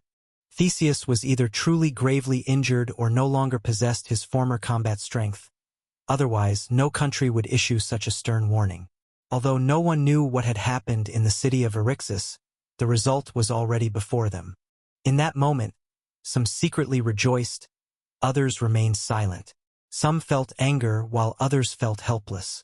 If Theseus truly could not again display strength comparable to that of gods, then the will of the royal family of Athens had already become unimportant.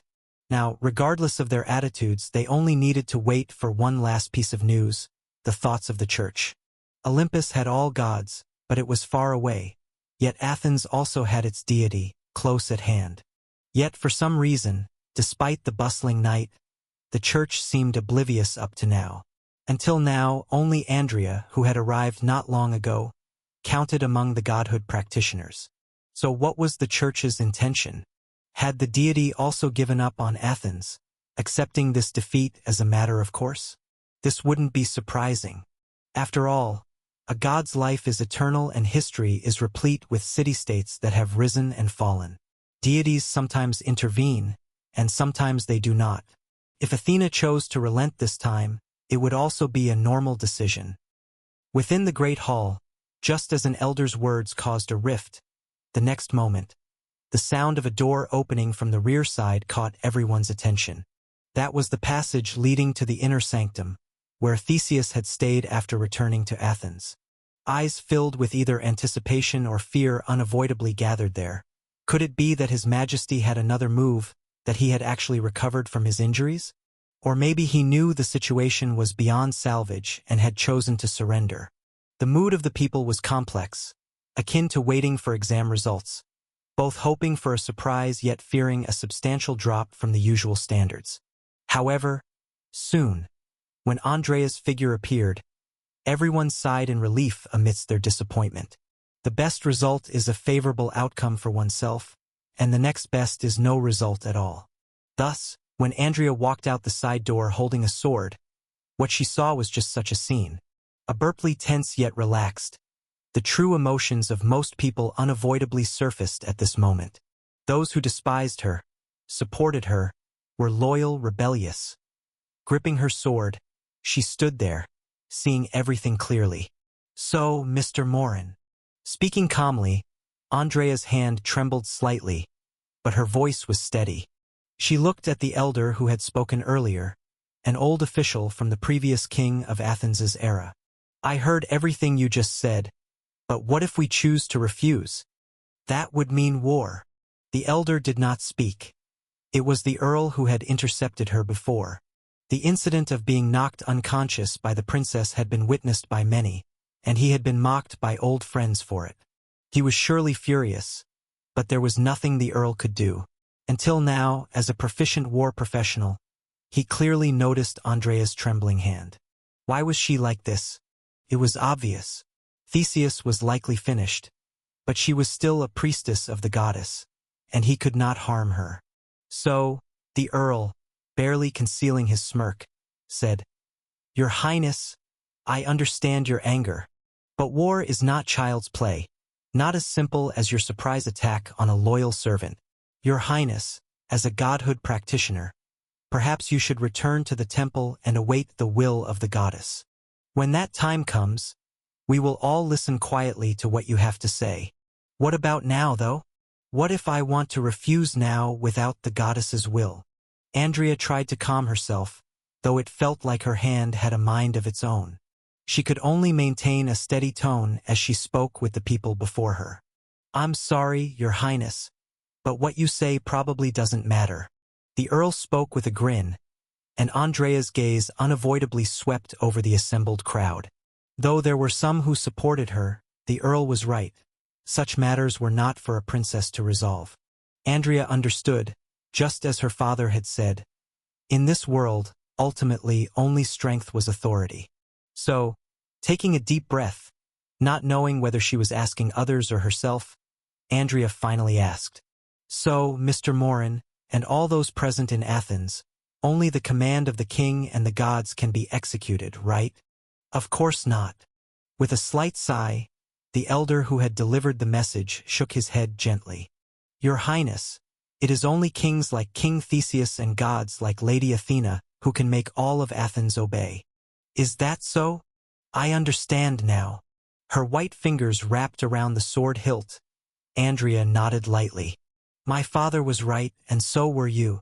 Since this is the principle of this world, then from today, let me be a king like my father. Lifting her sword, she pressed down slightly. Amidst shocked gazes all around, Andrea swung her blade through the air. Though not swiftly, her motion was steady, giving her opponents ample time to react because she was not about to kill for the sake of killing. She was showing them that she could kill. In the distance, within the city of Athens, Lane entering the city gate felt a stir in his heart, looking afar. In that royal palace, the scene once foretold by the prophecy was gradually becoming a reality. Chapter 748. Heaven's Blessing. Athens. It is my first time here. Walking on the main boulevard leading directly from the city gate to the royal palace, Lane's pace was unhurried. Dawn was approaching, and the streets were also filling with more people. The commotion from last night and the news spread by those with agendas had already disseminated, and the uninformed Athenian public began converging towards the royal palace. As time passed, their numbers might increase even more, possibly occupying a large part of the city's population. Whether they liked it or not, every Athenian would pay attention to the life and death of the king. The buzzing of voices was incessant, and the entire city gradually became noisy. Amid this commotion, Lane arrived before the royal palace. The solemn axis, the aligned columns, the standard vertical structures with courtyard-style lighting, and the bronze statues towering dozens of meters high. As the royal palace of Athens, it indeed was a building filled with classical charm. Of course, despite the structure being there, not just anyone could enter. Armored knights guarded the place. Even those bronze statues seemed to be some sort of alchemy constructs. During this critical period, every entrant had to undergo strict scrutiny. But I didn't plan to enter through the main gate. With a calm expression, Lane had never actively prophesied about himself, and the future he came to confirm today was only a destiny he had glimpsed unintentionally. Thus, in theory, Lane could choose to refuse, but over the years, he was willing to fulfill any vision related to destiny he saw without paying too great a cost. There was no particular reason, just that as one of the four pillars of the world, destiny had always been the most elusive, the least tangible yet omnipresent aspect. Lane wanted to change it, but he hoped to alter it like changing the course of a river flowing in front of it, allowing it to flow in a direction he desired, or at least not in the originally fated direction. Still, whether he could succeed or not, he would never step into that river. After all, if one doesn't know whether there are dangers, the best method is not to touch it. With a slight gesture in the air, Andrea's essence immediately deceived some mechanisms. With one step forward, Lane entered the royal palace. Clang! His dagger dropped to the ground, from initial shock to resistance, and then from resistance to surrender. Within the central hall of the royal palace, this rebellion had already ended in a brief moment. From start to finish, Andrea had only dealt with 3 people. But many times, problems couldn't be solved by not killing, nor by just killing. Aside from the provoking earl, the other 2 were significant figures in Athens. Yet faced with the raised execution sword, they were no different from anyone else, ending their lives cleanly and decisively. For a moment, the crowd quieted down again, initially prepared to do something when Andrea first swung her sword. Everyone now laid down their flags, the scene before them truly unexpected. Are the godhood practitioners now starting to use swords? Your Highness, what do you mean by this? Someone in the crowd spoke up. As you see, her voice calm, Andrea felt extremely composed at this moment. I am executing the traitorous vassals of a tyrant. Then, Your Highness, have you finished killing now? Another voice spoke up, and looking at the speaker, Andrea coolly said, That's not for me to decide. It depends on whether there are others who think Athens no longer belongs to its king. Gazing across the whole scene, whether they liked it or not, everyone temporarily showed obedience in front of Andrea, who held the power of life and death. Finally, she let out a sigh of relief. The biggest trouble was now resolved. She knew there were still many among those present who were not aligned with her, but she could not keep killing indiscriminately. On one hand, It was her first time killing and she couldn't go to such extremes all at once. And on the other hand, they hadn't had the chance to do anything yet. If she acted rashly for momentary satisfaction, not only would it make others fear the cruelty of the new king, but it would also plunge Athens into chaos for a time. Athens, speaking of it, it's still my first time here. Walking on the main boulevard leading directly from the city gate to the royal palace, Lane's pace was unhurried. Dawn was approaching, and the streets were also filling with more people. The commotion from last night and the news spread by those with agendas had already disseminated, and the uninformed Athenian public began converging towards the royal palace. As time passed, their numbers might increase even more, possibly occupying a large part of the city's population. Whether they liked it or not, every Athenian would pay attention to the life and death of the king. The buzzing of voices was incessant, and the entire city gradually became noisy. Amid this commotion, Lane arrived before the royal palace. The solemn axis, the aligned columns, the standard vertical structures with courtyard-style lighting, and the bronze statues towering dozens of meters high. As the royal palace of Athens, it indeed was a building filled with classical charm. Of course, despite the structure being there, not just anyone could enter. Armored knights guarded the place. Even those bronze statues seemed to be some sort of alchemy constructs. During this critical period, every entrant had to undergo strict scrutiny. But I didn't plan to enter through the main gate. With a calm expression, Lane had never actively prophesied about himself, and the future he came to confirm today was only a destiny he had glimpsed unintentionally. Chapter 749. Heaven's Blessing _2. Therefore, theoretically, Lane could choose to refuse, but over the years, he had been willing to pursue any vision related to destiny without too great a cost. There was no other reason, only that as one of the four pillars of the world, destiny had always been the most elusive and least tangible, yet it was ubiquitous. Lane wanted to change it, but he only hoped to redirect it like changing the course of a river, making it flow in a direction he desired, or at least not in the predetermined one. Regardless of whether he could succeed, he himself would never set foot in the river. After all, if you don't know whether it's dangerous or not, the best method is to avoid contact with it. With a slight gesture in the air, the scent belonging to Andrea immediately deceived certain mechanisms. With one step forward, Lane entered the royal palace like this. Clang! The dagger fell to the ground, and from initial shock to resistance, and then from resistance to surrender, in a short span of time, this rebellion within the central hall of the royal palace had already ended. From start to finish, Andrea actually only dealt with 3 people. But often, not killing did not solve problems, and killing alone did not solve problems either. Apart from the provoking earl, the other 2 had been influential figures in Athens. But facing the raised cleaver, there was no difference between them and others. Their lives ended swiftly and neatly. For a moment, the crowd quieted down again. Those who were prepared to do something when Andrea swung her first sword fell silent, the scene before them having caught them off guard. Are godhood practitioners using swords now? Your Highness, what is the meaning of this? Someone in the crowd spoke up. As you can see. Her voice calm, Andrea felt very composed at the moment. I am executing the traitorous ministers of a usurper. So, Your Highness, have you finished killing now? Another person spoke up, and looking at the speaker, Andrea said indifferently, That's not for me to say.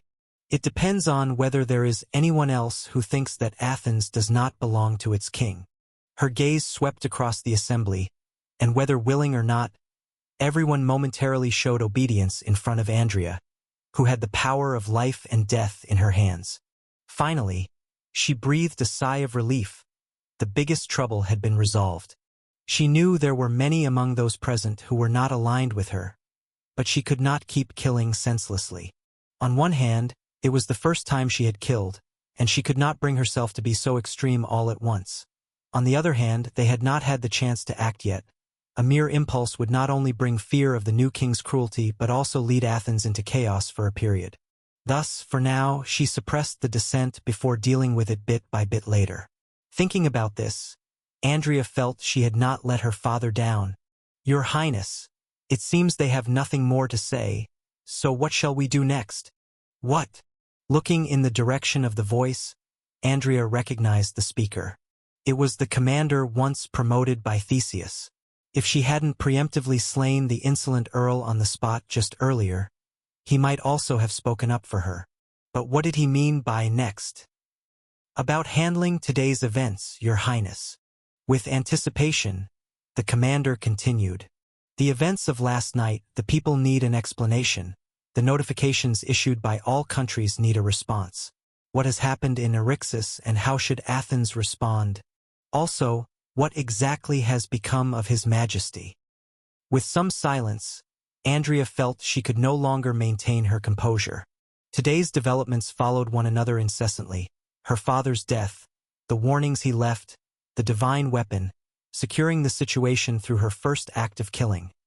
Mentally preparing could handle these. But what to do about the rest? Her response to all countries would certainly be a refusal, regardless of whether her father had died or not. He would never have ended their judgment. And those conditions akin to splitting Athens, Andrea surely could not agree, but she had to consider everything thoroughly. She couldn't just retort, "Come fight then." And the situation in Eryxis, the citizens' emotions, she only knew the direction of these matters. Theseus's death had to be made public, but when and how to announce it? The people's emotions needed soothing, but how to soothe them, how to make them believe in her capabilities. These were all issues, and not merely solvable by killing. Unless she possessed invincible power above all below heaven, she would have to use suitable methods in the end. But how should she handle this? Ask these ministers who had just been intimidated by her show of force. That, she felt, would likely only create more trouble for herself. Hesitating for a moment, just as she was about to say something, Andrea's eyes suddenly brightened, and she drew back the words she was about to speak. The evening passed, and the princess finally showed the first hint of a smile. "Yes, I'll handle it, starting with the citizens who were drawn here by your commotion last night. I will resolve this matter with my friend. What you need to do is maintain the order at the scene. And finally, I do not want to hear any rumors spread from unknown sources." Chapter 750, Heaven's Blessing _3. Now I must speak to the citizens of Athens. Silently sheathing her blood-stained sword, Andrea beheld a familiar figure that, unbeknownst to her, had appeared within the palace. She did not expect their arrival so swiftly, thinking they were still off adventuring in some distant land. Yet, it was for the best. Just like during that debate, even standing alone on the podium, Andrea no longer felt panic. The night had passed and the sun rose in the east. Unlike any other day, the space in front of the royal palace of Athens teemed with countless citizens today. A myriad of voices filled the square, and even as Andrea took her place on the stage, the clamor showed no signs of abating. After all, every Athenian recognized their king, but not all knew their princess. Even among those who did, most remembered her only for her beauty and her title as a godhood practitioner, unaware of her purpose there. Fortunately, in a mythic world, even without a sound amplification device, Andrea's voice effortlessly carried throughout the city. It even reached Hermes, who was stationed in a tower outside the city walls. Athenians, aristocrats, servants of deities, and all citizens now dwelling within Athens. Yesterday, the lands of the Panathena states, for the first time since the former king's accession, once more faced an attack from foreign lands. Our enemies deceived the wise king of Athens with their scheming, laying an ambush on our soil, igniting a rebellion with dishonorable tactics. They secretly took control of the king's offspring, enslaved his soul, and compelled him to commit the atrocity of fratricide. Amidst that gruesome battle, hundreds of brave knights perished, and tens of thousands of civilians were affected. Corpses littered the streets of Eryxis. Some even denied the preservation of their bones. Today, the bells of Athens toll in sorrow, and all of Athens weeps for this tragedy. Eryxis and the Western countries have shown their envy and dissatisfaction with Athens in such a manner. After we assisted them to expand their cities and gain wealth, they repay our kindness with betrayal, covering our lands with blood and fire, even at the cost of their people's lives. As of last night, The shameless Western countries even issued a vile proclamation in an attempt to wash away their sins. Because their gods are inferior to ours, their nations less than ours, they resort to destruction, to looting and dismantling everything we have. This is intolerable and cannot be accepted by any Athenian of reason and conscience. If words can no longer resolve our conflicts, then Athens must employ the Athenian way to enforce our justice upon this world. No matter the resources or lives spent, no matter how twisted the path ahead, this is an imperative journey. Although killing may bring death, and the goddess has granted us garlands symbolizing peace, the always victorious sovereign watches over us, and Athens has never feared the onset of war. For a millennium, even two, since the New Chronicles record began, long before the birth of Athens, the Western countries have already multiplied on the most fertile lands. Yet, they enslaved their own kind, letting conspiracy and murder spread among them. Their worshipped deities left behind absurd, blood-soaked myths, which brought them pain, as well as an inherent greed and madness. The achievements Athenians made in 200 years are beyond their reach in 2000. Ships that sail the great seas, goods that trade with all countries, the fruits of Athenian determination and wisdom, these are things they covet but cannot possess. Therefore, today, they have created such a catastrophe, forcing us to surrender all that we have. Think about it, a nation that exiles their children to military camps, where they grow up in battle and forget decency. This is no mere conflict. It is destined to be a clash between civilization and barbarism, a manifestation of the goddess's wisdom. This is a total war, a war to protect our achievements. We must not only eradicate Eryxis's judgment faction, but also crush any nations that meddle in this affair. Whoever dares to step onto Athenian soil with hostility is our enemy. Relying on our faith and God, we shall prevail. My fellows, God bless Athens. We shall inherit the former king's will and ensure Athens stands at the pinnacle of the world. The next moment, a tsunami-like roar echoed throughout and beyond Athens. Within the high tower, Hermes, listening to the distant commotion, gently tapped on his desk. He had met Andrea before, and even after Theseus returned grievously injured, he was ready to help the next king of Athens clean up the mess. After all, his friend never thought he would die, so no thorough preparations had been made in advance. But this world always has its natural rulers, and so it has its all-gods. With a hint of a sigh, Hermes looked to his disciple. Solomon, get ready. Take what I've given you, and together with the army of Athens, quash the rebellion.